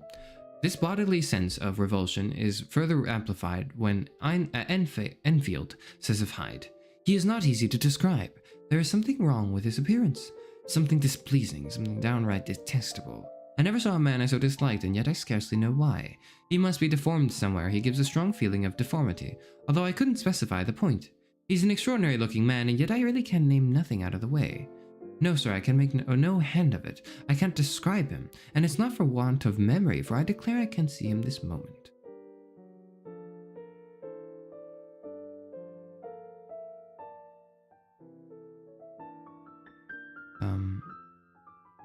Someone says, "Thank God Horned aren't here. We wouldn't escape vampires." Preemptively vote for Frankenstein. It is the important one plus female writer plus more. One of the common editions sucks though, so find the good one. Oh, really? I see. Okay. Yeah, Frankenstein is one of those things on the whole for sure. It will probably be just a collection of the iconic monsters, and it's just like vote on which one's the origin we should read, I guess. And then maybe we'll do them all eventually, but whatever.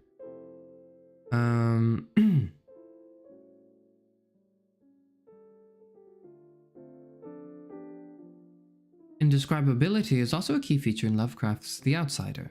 The narrator in this case is the monster himself, but the monster, reclusive after the fashion of Caspar Hauser, has no idea of what he looks like. The situation is one in which he encounters a mirror which, without initially realizing that the reflection is his own. And he says, "As I approach the ark, I begin to perceive the presence more clearly.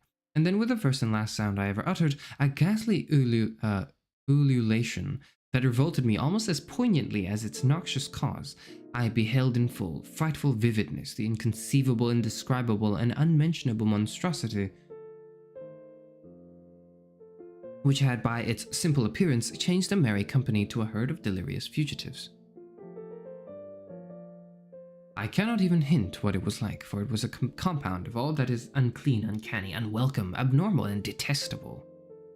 It was the ghoulish shade of decay, antiquity, and desolation, the putrid, dripping eidolon of unwholesome revolution, the awful bearing of that which the merciful earth should always hide.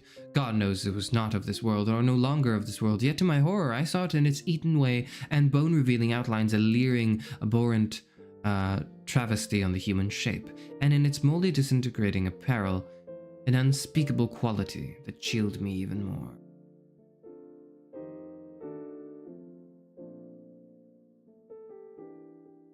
I like that. This is what I'm going to say for the Exit 8 stream, is I'm just going to repeat, unclean, uncanny, unwelcome, abnormal, and detestable. Anyways. I was paralyzed, but not too much to make a feeble effort toward flight, a backward stumble which failed to break the spell in which the nameless, voiceless monster held me. My eyes bewitched by the glassy orbs which stared loathsomely into them, refused to close, though they were mercifully blurred, and shewed the terrible object but indistinctly after the first shock. I tried to raise my hand to shut out the sight, yet so stunned were my nerves that my arm could not fully obey my will. The attempt, however, was enough to disturb my balance, so that I had to stagger forward several steps to avoid falling. As I did so, I became suddenly and agonizingly aware of the nearness of the carrion thing, whose hideous hollow breathing I half fancied I could hear. Nearly mad, I found myself yet able to throw out a hand to ward off the foetid apparition, which pressed so close, when in one cataclysmic second of cosmic nightmarishness and hellish accident, my fingers touched the rotting outstretched paw of the monster beneath the golden ark. I did not shriek, but all the fiendish ghouls that ride the night wind shrieked for me, as in that same second there were crashed upon my mind a single fleeting avalanche of soul-annihilating memory. I knew in that second all that had been. I remembered beyond the frightful castle and the trees, and had recognized the altered edifice in which I now stood. I recognized, most terrible of all, the unholy abomination that stood leering before me as I withdrew my sullied fingers from its own. Horrific creatures seemed to be regarded not only as inconceivable, but also as unclean and disgusting. Frankenstein's laboratory, for example, is described as a workshop of filthy creation, and Clive Barker, the literary equivalent of the splatter film, characterizes his monster, the son of celluloid, in the story of the same name. Thusly, this is the body I once occupied, yes, his name was Barbario, a criminal, nothing spectacular, he never aspired to greatness. And you? His cancer. I am the piece of him which did aspire, that did long to be more than a humble cell. I am a dreaming disease. No wonder I love the movies. The son of celluloid was weeping over the edge of the broken floor, its true body exposed now that it had no reason to fabricate a glory. It was a filthy thing, a tumor grown so fat on wasted passion, a parasite with the shape of a slug and the texture of raw liver. For a moment, a toothless mouth, badly molded, formed at its head end and said, "I'm going to have to find a new way to eat your soul." It flopped into the crawl space beside Bertie. Without its shimmering coat of many technicolors, it was the size of a small child. She backed away as it stretched the sensor to touch her, but avoidance was a limited option. The crawl space was narrow, and further along it was blocked with what looked to be broken chairs and discarded prayer books. There was no way but the way she'd come, and that was 15 feet above her head. Tentatively, the cancer touched her foot, and she was sick. She couldn't help it, even though she was ashamed to be giving in to such primitive responses. It revolted her as nothing ever had before. It brought to mind something aborted, a bucket case. "Go to hell," she said to it, kicking at its head, but it kept coming, its diarrheal mass trapping her legs. She could feel the churning motion of its innards as it rose up to her. More recently, Clive Barker has described the byblows in Weave World in these terms. The thing lacked a body, its forearms springing straight from a bulbous neck, beneath which clusters of sacs hung, wet as liver in lights. Carl's blow connected, and one of the sacs burst, releasing a sewer stench. With the rest of the byblow siblings close upon him, Cal raced for the door, but the wounded creature was fastest in pursuit, sidling crab-like on its hands and spitting as it came. A spray of saliva hit the wall close to Kyle's head, and the paper blistered. Revulsion gave heart to his heels. He was at the door in an instant. Later it is said that the very thought of being touched by such creatures is sickening. Since horrific creatures are so physically repulsive, they often provoke nausea in the characters who discover them. In Lovecraft's At the Mountains of Madness, the presence of the Shoggoths, giant, shape-changing black excremental worms, is heralded by an odor which is explicitly described as nauseating. In Black Ashes by Noel Scanlon, touted as Ireland's answer to Stephen King, the investigative reporter Sally Stevens vomits when the nefarious Swami Ramesh changes into the demon Ravana, who has been described as hideously and terrifyingly ugly. Relatable. His face blackened, his fingers talon, his teeth fanged, his tongue scaled, and in all giving off a smell of putrefaction. Emotionally, these violations of nature are so fulsome and revolting that they frequently produce in characters the conviction that mere physical contact with them can be lethal.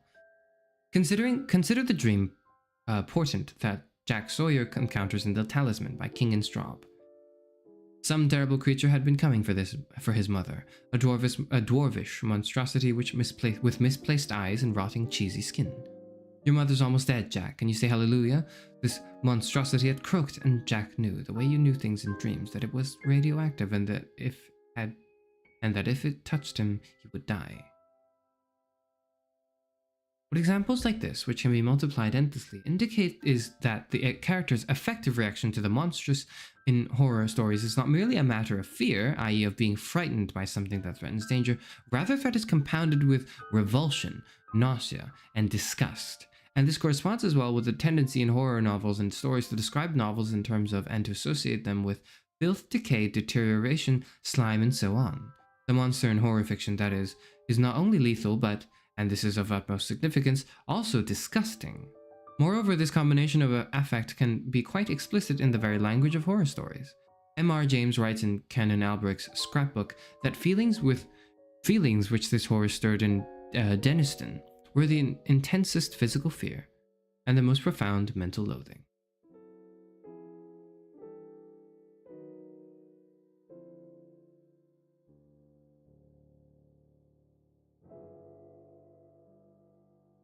Maybe I'm just side note for my comments. Maybe I'm just not really a horror fan, and so I can't quite appreciate, all the things that he's pulling out. But the reading does feel a bit like, in my initial honest reaction, that it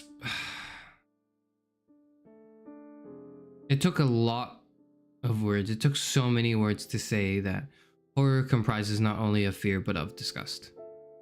That's kind of like I don't know. Maybe I'm being a little impatient, but that's how I feel about it so far. Anyways, The reports of characters' internal reactions to monsters, whether from a first person, second person, Carlos Fuentes' aura, or an authorial point of view, correspond to the more behavioral reactions one can observe in theater and cinema. Just before the monster is visualized to the audience, we often see the characters shudder in disbelief, responding to this or that violation of nature. Their faces contort, often their noses wrinkle and their upper lip curls as if confronted by something noxious. They freeze in a moment of recoil, transfixed, sometimes paralyzed. They start backwards in a reflex of avoidance. Their hands may be drawn toward their bodies in an act of protection, but also of revulsion and disgust. Along with fear of severe physical harm, there is an evident aversion to making physical contact with a monster. Both fear and disgust are etched onto the character's features. Within the context of the horror narrative, the monsters are identified as impure and unclean.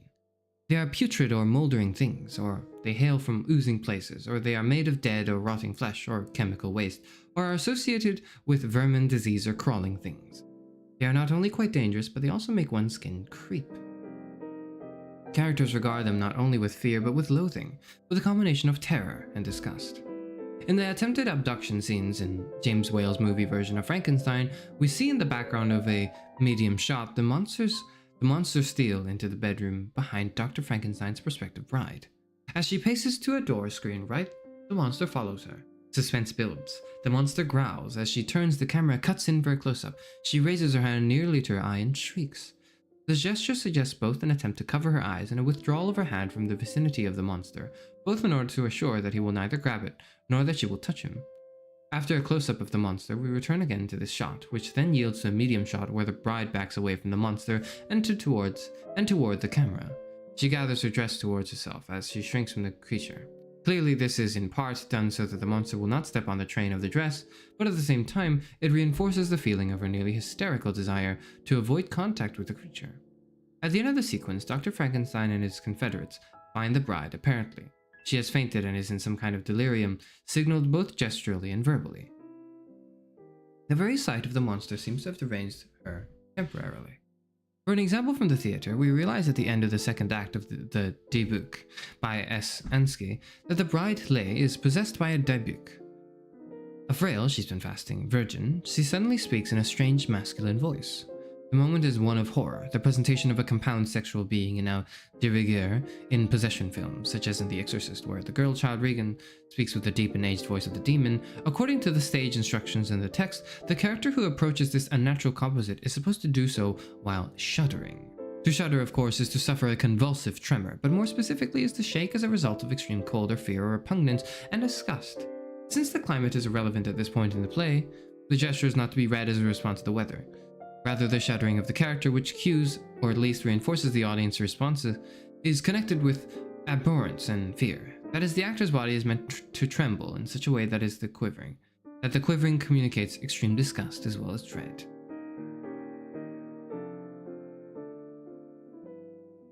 So, using that many example quotes does feel kind of like word padding.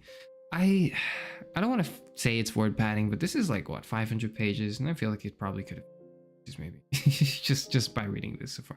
But okay, I think that's being a little uncharitable. I think it's also, well, or rather, let me say this. I do think that it's not entirely implausible that all the examples being raised is just the author going like, oh my god, it's like this movie and this movie and this movie, I love these, and then he's trying to like cite all of them because they're all his favorite thing, and he hasn't been able to choose which example to use, so he just kind of used all of them. I sometimes fall into the same like bad habit of doing that in my writing, so I definitely understand it. But actually maybe this is interesting for me because this helps me understand what I sound like in my writing. It's like, get to the point, man. All right, anyways. On the structure of the emotions. From this preliminary inventory of examples, it is possible to derive a theory of the nature of the emotion of art horror. But before setting out that theory in detail, some comments need to be made about the structure of emotions. I am presupposing that art horror is an emotion. It is the emotion that horror narratives and images are designed to elicit from audiences.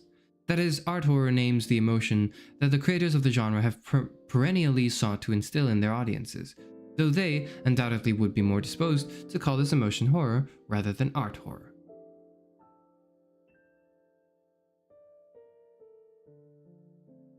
Furthermore, it is an emotion whose contours are reflected in the emotional responses of the positive human characters to the monsters in works of horror. I am also presuming that art horror is an occurrent emotional state like a flash of anger, rather than a dispositional emotional state, such as undying envy. An occurrent emotional state has both physical and cognitive dimensions. Broadly speaking, the physical dimension of an emotion is a matter of felt agitation. Specifically, the physical dimension is a sensation or a feeling. An emotion, that is, involves some kind of stirring, perturbation, or arrest physiologically registered by an increase in a heartbeat, respiration, or the like. The word emotion comes from the Latin immovere, which combines the motion of to move with the prefix for out. An emotion originally was moving out. To be in an emotional state involves the experience of a transition or migration, a change of state, a moving out of a normal physical state to an agitated one marked by inner movings. To be an occurrent emotion. I want to claim it involves a physical state, a sense of a physiological moving of some sort of felt agitation or a felt sensation.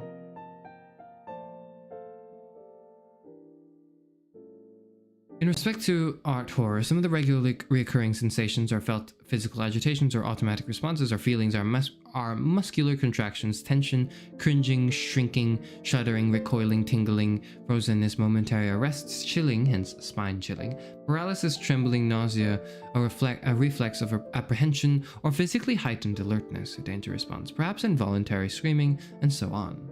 The word horror derives from the Latin horrere, to stand on end, as hairs standing on end, or to bristle, and the Old French horror, to bristle or to shudder. And though it need not be the case that our hair must literally stand on end when we are art horrified, it is important to stress that the original conception of the word connected it with an abnormal, from the subject's point of view, physiological state of felt agitation.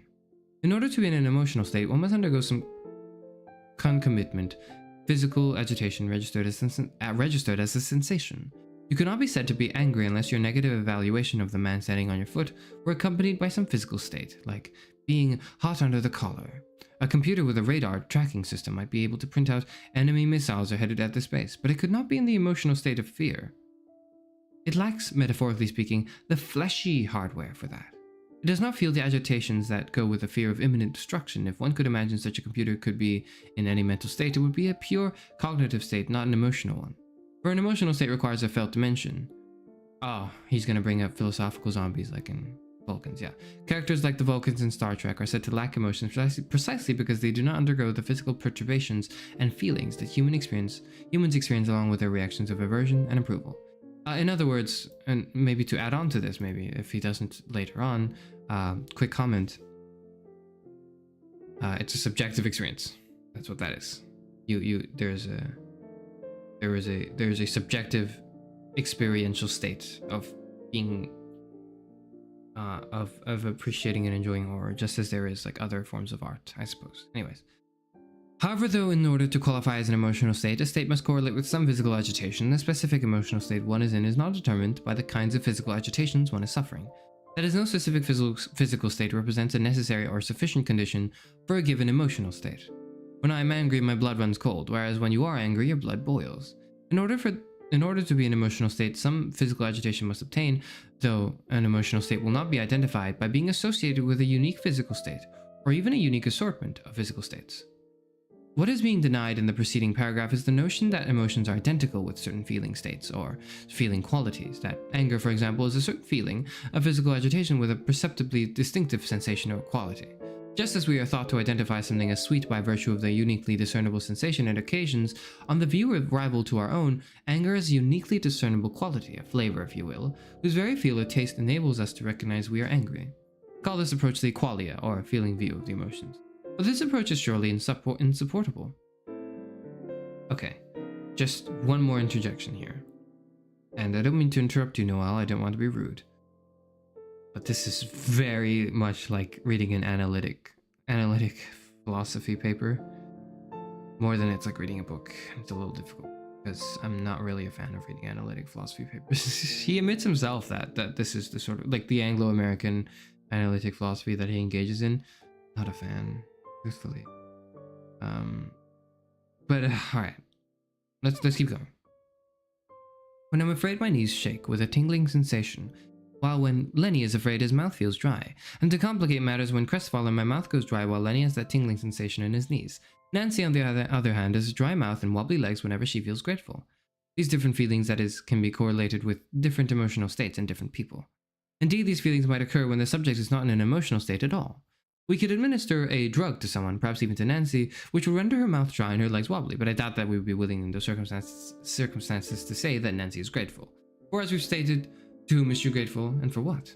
Moreover, it should be evident that the feelings that accompany emotions not only vary from person to person, but also may vary within a single subject on different occasions. The last time I was frightened, my muscles tightened, but the time before that my muscles went limp. The quality of view of the emotions appears to entail that when I am in an emotional state, I need only look inward to determine which emotional state I am in by attending to whatever pattern of feeling is dominant. However, this won't work because the feelings that accompany given emotional states vary wildly, because a given feeling may attend a great diversity of emotional states, and because I might discern a familiar pattern of physical feeling where there is no motion. Indeed, if we restrict our introspection exclusively to matters of inner movement, we are unlikely to attach our feelings, understood as physical feelings, to any emotional states. No specifiable recurring feeling or package of feelings can be worked into necessary or sufficient conditions for a given emotion. That is, to summarize the above arguments, in order to be an emotional state, some physical agitation must obtain, though an emotional state will not be identified by being associated with a unique physical feeling state, or even a uniquely recurring pattern of physical feelings. What then identifies or individuates given emotional states? Their cognitive elements. Emotions involve not only physical perturbations, but beliefs and thoughts about the properties of objects and situations. Moreover, these beliefs are not just factual. There is a large truck coming at me, but also valuative. That large truck is dangerous to me. Now, when I am in a state of fear with regard to this truck, I am in some physical state. Perhaps I involuntarily squeeze my eyes shut while my pulse shoots up, and this physical state has been caused by my cognitive state, by my beliefs or thoughts that the truck is headed at me, and that this situation is dangerous. My eyes closing, my pulse racing could be associated with many emotional states, e.g. ecstasy. What makes my emotional state fear in this particular case are my beliefs. That is, cognitive states differentiate one emotion from another.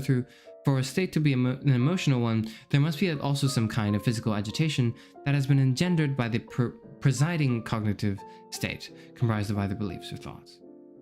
To illustrate the point here, it may be helpful to indulge in a science fiction-like thought experiment.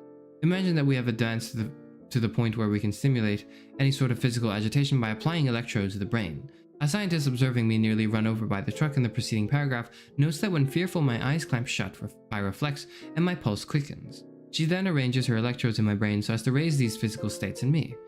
Would we wish to say that under these laboratory conditions? I'm afraid, suspect not. And the theory outlined above explains why not. For in the laboratory, my physical states are caused by electrical stimulation. They are not caused by beliefs or thoughts, and specifically, they are not caused by the kinds of beliefs that are appropriate to the emotional state of fear. Excuse me. We can summarize this view of the emotions, which might be called a cognitive evaluative theory, by saying that an occurrent emotional state is one in which some physically abnormal state of felt agitation has been caused by the subject's cognitive construal and evaluation of his/her situation. This is the core of an emotional state. Though some emotions may involve wants and desires as well as construals and appraisals, if I am afraid of the approaching truck, then I form the desire to avoid its onslaught. Here, the connection between the appraisal element of my emotion and my desire is a rational one, since the appraisal provides a good reason for the want or the desire. However, it is not the case that every emotion links up with a desire. I may be saddened by the realization that I will die someday without that leading to another desire, such as, for instance, that I shall never die. Thus, though wants and desires may figure in the characterization of some emotions, the core structure of emotions involve physical agitations caused by the construals and evaluations that serve constitutively to identify the emotion as the specific emotion it is. My goodness, this is kind of a mouthful. Quite wordy. I'm sorry, I don't usually react this way to readings. I don't know what's gotten into me today. Perhaps I'm a bit more impatient than usual because, you know, as far as you're concerned, this is probably sort of similar to the other readings I've done, but maybe it's because, I have a sort of general distaste for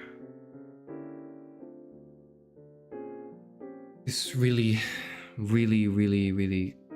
surgical, not even surgical actually, this really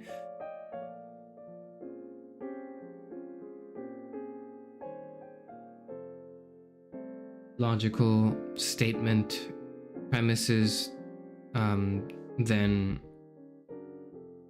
conclusion type writing that comprises analytic philosophy is really tiring to read for me. Like if it's long, because the point I feel like for it is that it is allowed the room to be short, and so if you extend it to be this long, I think it's really difficult for me personally. Maybe it is for everyone else as well, because this seems to be this seems to not be quite as popular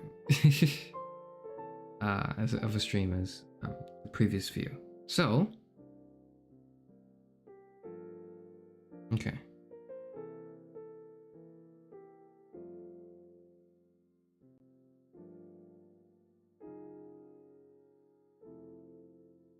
Let's read one more sub-chapter. What time is it?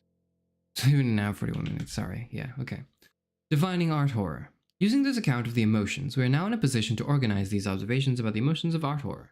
Assuming that I, as audience member, am in an analogous emotional state to that which fictional characters beset by monsters are described to be in, then I am currently art horrified by some monster X, say Dracula, if and only if 1. I am in some state of abnormal physically felt agitation, shuddering, tingling, screaming, etc., which, number 2, has been caused by A. the thought that Dracula is a possible being, and by the evaluative thoughts that B. said Dracula has the property of being physically and perhaps morally and socially threatening in the ways portrayed in the fiction, and that C. said Dracula has the property of being impure, where 3. such thoughts are usually accompanied by the desire to avoid the touch of things like Dracula.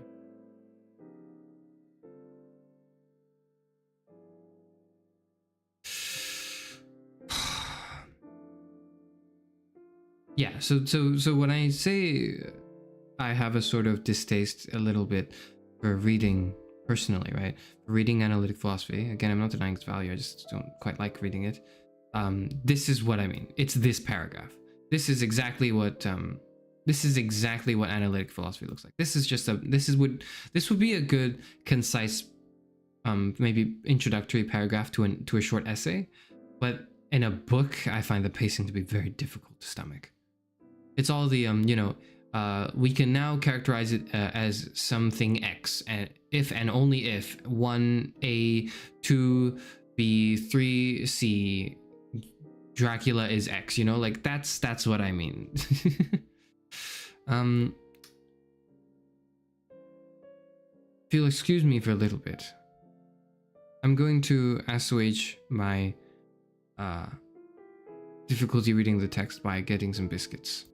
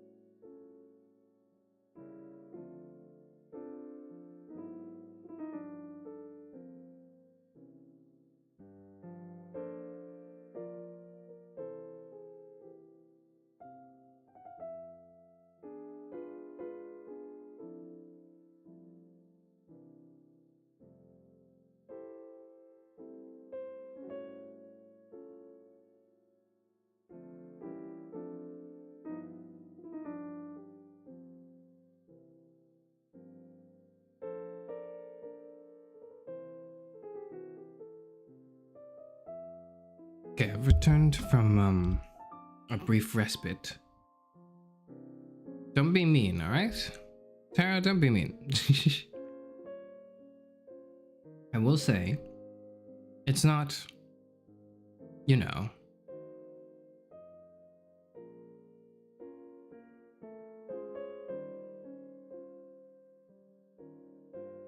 I think to anyone who's studied who academically studied philosophy, this just looks about right. And to anyone who hasn't, they might be horrified. Might be even spooked a little. By this reading. It's commonplace to write like this in philosophy, in academic philosophy, as the tradition of analytic philosophy, and that tends to be more popular because you can write more papers, basically. Actually,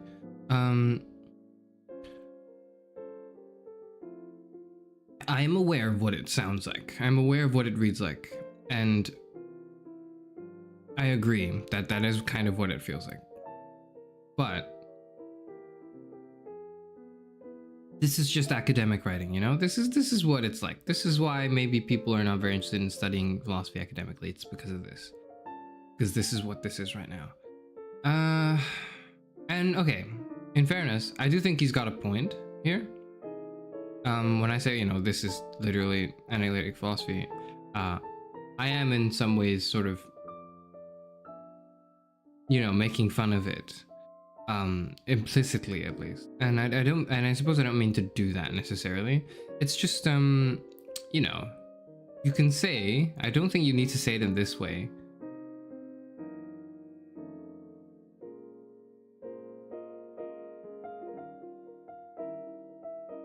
That when a character in a story is spooked, I, as the audience member, let me translate this, okay?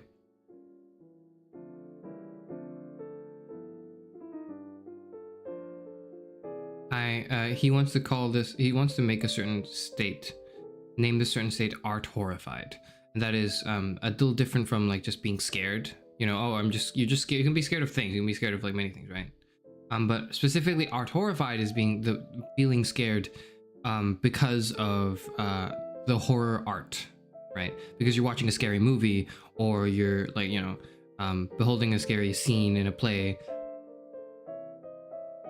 but not because you are in actual danger in your life, right? So that's what he's doing, is he's trying to draw that distinction.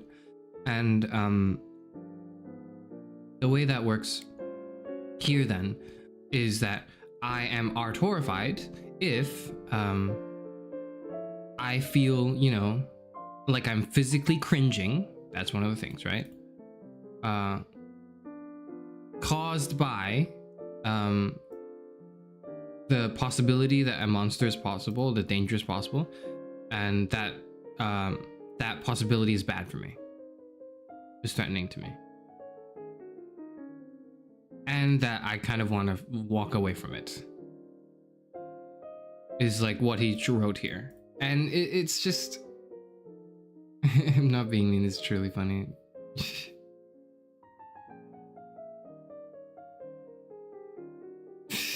I suppose it's a little funny if you've never seen this before, but to me it's kind of just... It's a little eye-rolly for me personally, but... Again, not to dissuade anyone from doing academic philosophy, but if you do, this is what you'll have to deal with.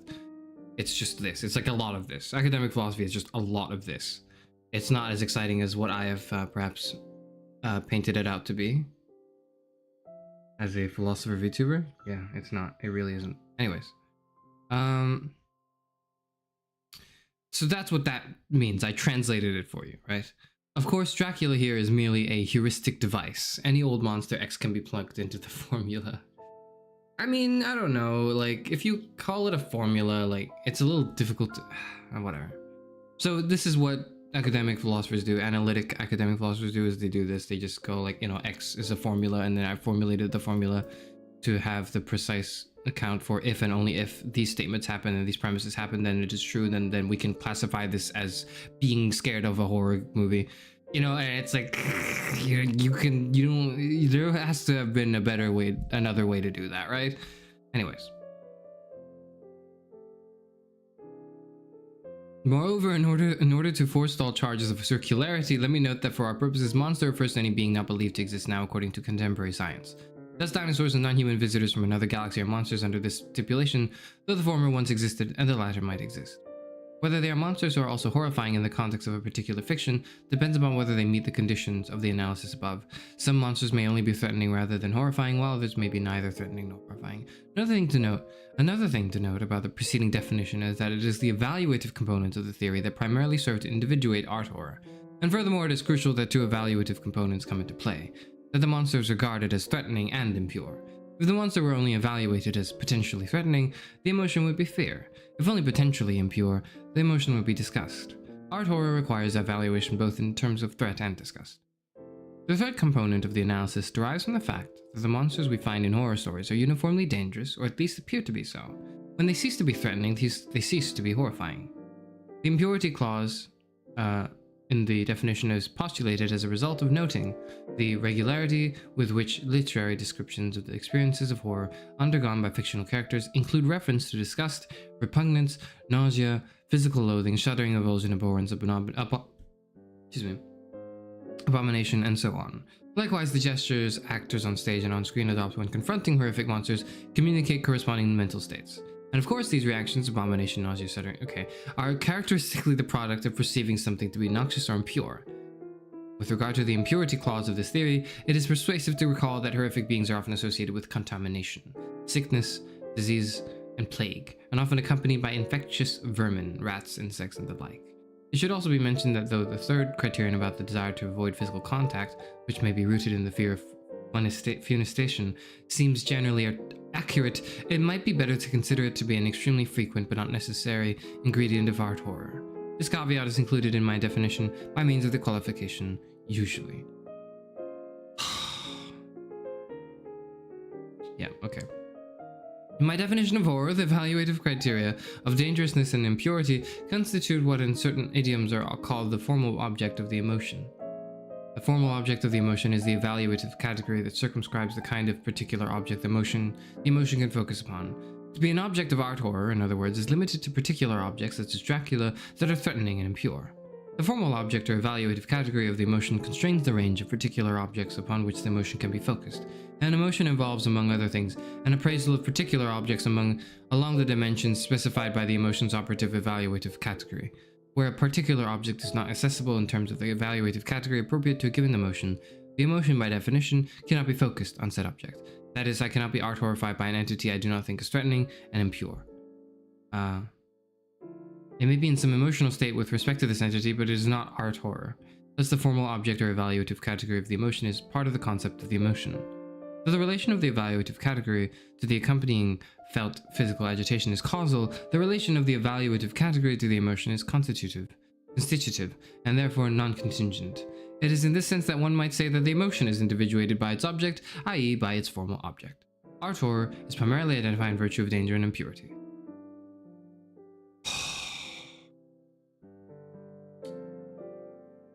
God, it's like I'm back in school. Goodness, sorry.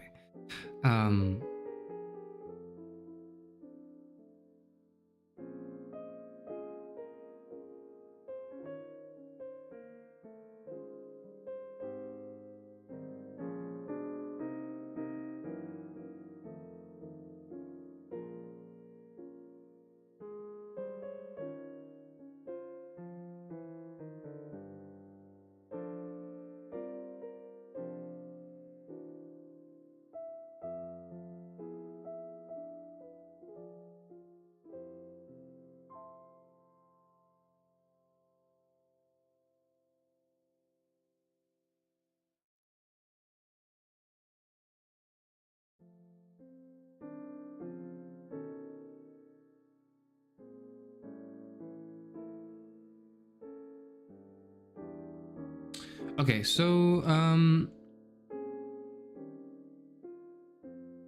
it's been 2 hours. I think that's enough reading for today. I'm sorry. Here's what I'll say, I think, for, I'm just gonna, okay. Okay, I'm just gonna... Okay. Yeah, okay. Yeah, yeah, yeah, yeah, yeah, yeah. Okay. Okay. Okay. That's your summary of what this is.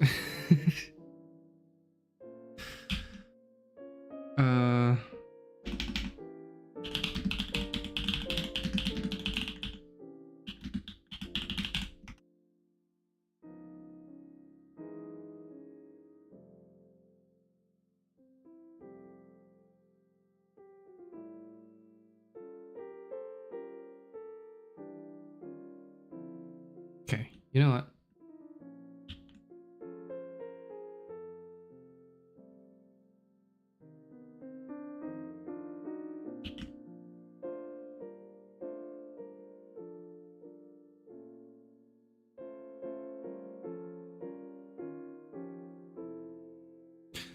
This text is a seminal text in the field of horror studies. He focuses a great deal on audience reception, and he uses an earlier version of affect theory to understand why people get pleasure out of feeling fear. Okay. Right. He seeks to understand and label the exact sort of fear that is felt from viewing or reading fictional events.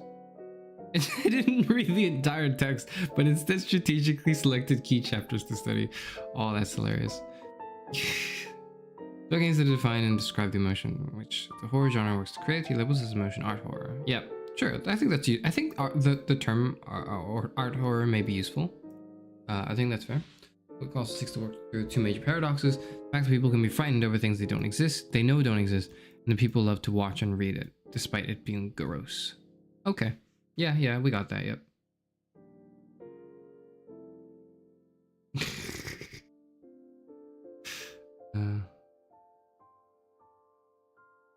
Okay.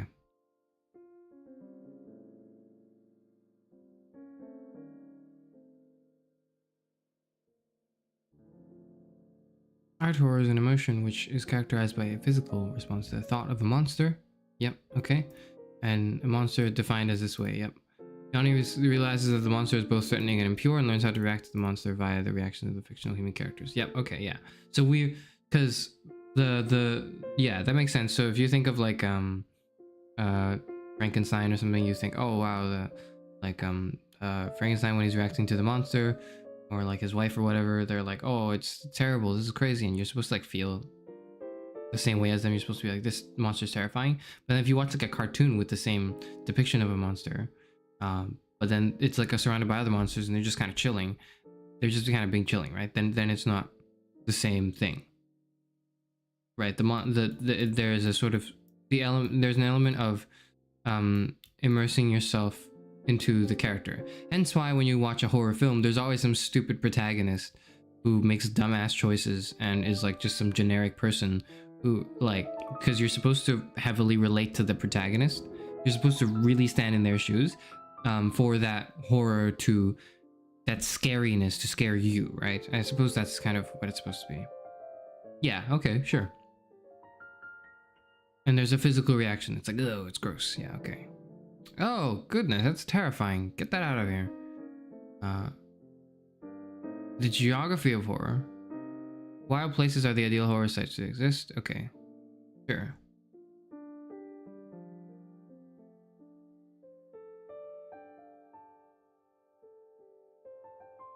Carroll highlights 5 major tropes for presenting and creating art horror monsters: fusion, fission, magnification, maxification, horror, maintenance. Okay, sure. This is how you make a monster. Okay. The nature of horror, summary, conclusion. Emerged in the 18th century because of the Enlightenment.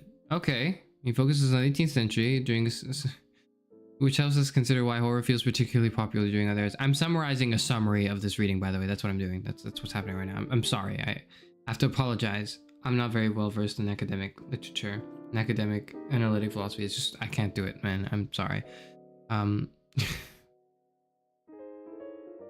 For Carroll, horror was born during the Enlightenment because it needs reason and rationality to be the norm. Oh, okay. Good theory, good theory. There may be a connection between the horror novel and the Enlightenment that can be based on conceptual consideration rather than empirical ones. Throughout my discussion so far, it's just the emotion of art horror involves a notion of nature that the monster upon whom the emotion is focused violates. But to have a violation of nature, one needs a conception of nature. The scientific worldview of the Enlightenment supplies a norm of nature that affords the conceptual space necessary for the supernatural, even if it also regards the space as one of superstition. In other words, people can't be mega stupid. They have to be at least somewhat educated on what is real and what isn't in order to properly enjoy horror, right? And in an age like now, in the information age, it's no wonder that horror has had its resurgence with, you know, internet creepypastas and horror games to watch streamers play and all of the like. And I suppose something interesting that might be drawn, because I really hope no one who's watching this VOD walks away with nothing because of all the analytic wording of this. I want to try to, you know, add something interesting to this stream. One of the things I think could be thought about further is the connection. Where is it? The art horror. Yeah. So how the audience realizes the monster is threatening and impure and learns how to react to the monster via the reaction of the human characters, like in the fiction, right?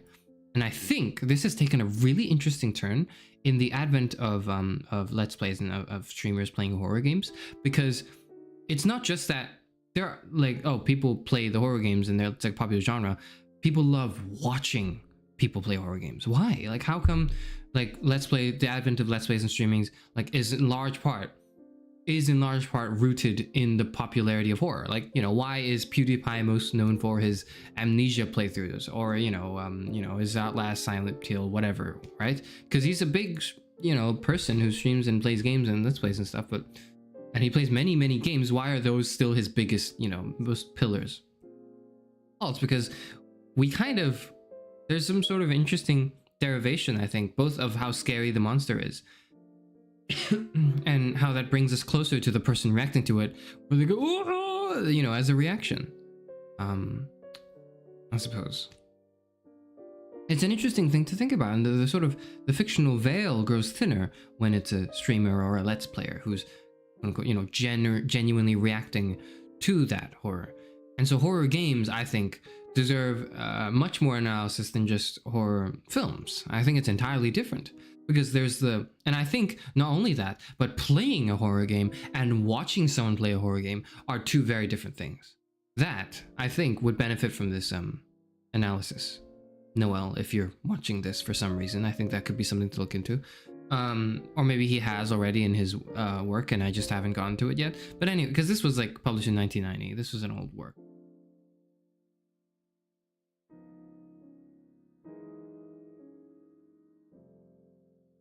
When our misinformation affects that, if info is required, then what with the current overload?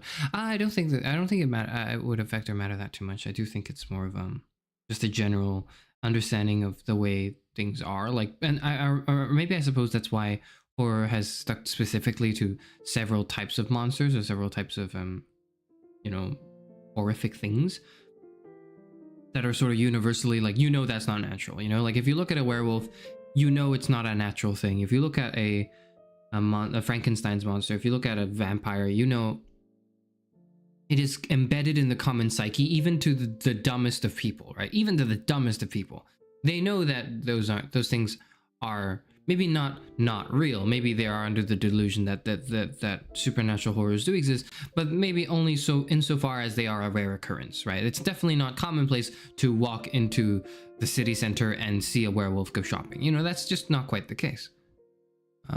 You know, even the horror analytic philosophy book on PewDiePie and these Let's Play, there has to be some interesting academic writing on that I could read into further. But anyways, yes, nature for yep. Viewing fiction and the paradox thereof and its solution. He tackles the paradox. How can audiences feel art horror when they know that their fear is fake? You know, it's based on fake things. Carroll moves through a number of different theories that have been created by other scholars. Okay. In the end, he decides that the thought theory is the most reasonable. Thought theory contends that we don't need to believe in the object of fear to feel real fear, the mere thought of the object. Okay. Sure. Just as though, like, I know it's a video game, but I don't need to think the video game is real in order to feel very real fear from the video game. Like, my fear is real, even though the thing I am fearing is not real. So, you know, if I immerse myself into Exit 8 or, you know, whatever horror game, I don't know, Five Nights at Freddy's, right? And then Freddy Fazbear goes, "Rah!" And then, you know, like that scares me. I don't have to sort of tell myself, oh, it's okay, Freddy Fazbear isn't real. Like, that doesn't help me not feel fearful. Like, because it's still, because even though Freddy Fazbear isn't real, the grotesque form that he takes of, like, you know, a decrepit animatronic, accompanied by his creepy actions towards me as the player in the game, and you know, the loud noises that accompany a jump scare, for example, and the surprise, the shock, are enough to trigger that fear. And I suppose maybe perhaps the perverse enjoyment of horror games, paradoxically, is because there's that separation that we believe the object isn't real. We know that it's, you know, fiction. We know that it's a work of fiction. That's why we can enjoy it. If someone filmed a horror film with like a slasher, you know, like terrible supernatural horror villain, and it was revealed to be like a documentary, then we wouldn't be able to enjoy it. We'd feel like that's awful and disgusting, and we shouldn't, that's terrible, get that out of here, right? But part of what makes it enjoyable is the fact that it's unreal, yet we can immerse into it at the moment. I like to think that's the case for film, and I certainly like to think that's the case for games. Anyways. Paradox Horror. He argues that attraction is based on fascination and curiosity. Right, so morbid curiosity is what it's based on. There's a Vsauce video on this. If you want to look into morbid curiosity further, look into that.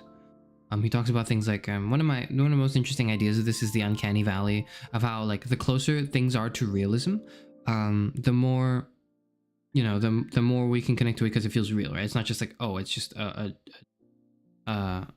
lines on a page. It's like, oh, this is very realistic art or something. But then when the moment it gets just close enough but not quite there yet, there's a sudden gulf in the in our, like, perceptual acceptance of it, because it's uncanny, where it's like it's almost human-like but it's not, you know. I don't want to look up anything uncanny because I don't want to freak out, but you get the idea. You can look it up yourself in your own Google Images if you would so prefer. Okay. Horror is neither inherently progressive or regressive. Horror and ideology. Okay. Often horror fans and scholars believe too much in the power of horror as a politically transgressive genre. The genre and mode of horror should not be viewed as the reason for transgression, as many conservative horror films have proven. Friday the 13th comes to mind, but instead the auteurs attached to the film should be credited. Progressive examples of horror include Karl Marx's use of horror iconography in his description of capitalists as vampires and werewolves, and George Romero's Night of the Living Dead cycle's use of location zombies as criticism of racism and consumerism. Yeah, so it could be the case that, like, the horror genre is filled with interesting ways to tackle and express ideology, but not, I don't think it's inherently progressive or regressive. I think that's a good take. That's a good take.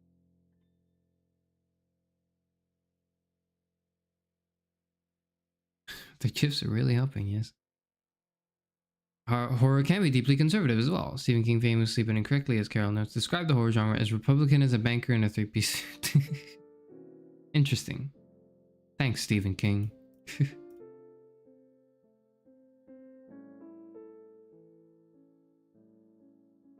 Alright, what else do we have to go through? Horror today. Why is it so popular today? It's very similar to postmodernism. Okay. Okay. Thank you, Caitlin Duffy, for summarizing this, and I've summarized your summary. Oh, no, we went back to the thing. Is there anything else to...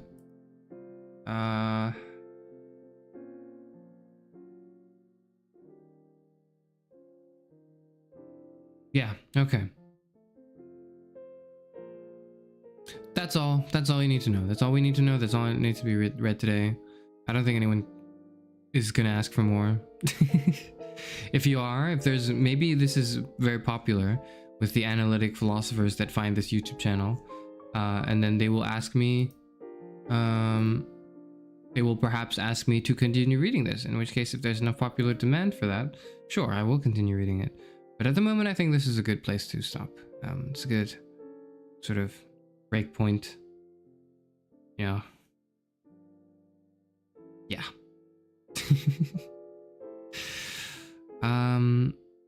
Please look forward to next stream. It's Exit 8. It is on Saturday. Maybe I'll do a stream tomorrow if something happens. Or rather, if nothing happens.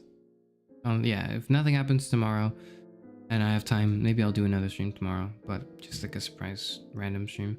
But if not, then I will see you all on Saturday on a in the walkways of a train station in Exit 8. I will be on Saturday. Okay, goodbye. Good time. Have a good time reading, or maybe not. I don't know. Maybe look into Vsauce's video on morbid curiosity. I think that'd be an interesting thing. Maybe we can react to it. Maybe we can react to it. Ooh, react content. We shall see. We shall see. All right, goodbye.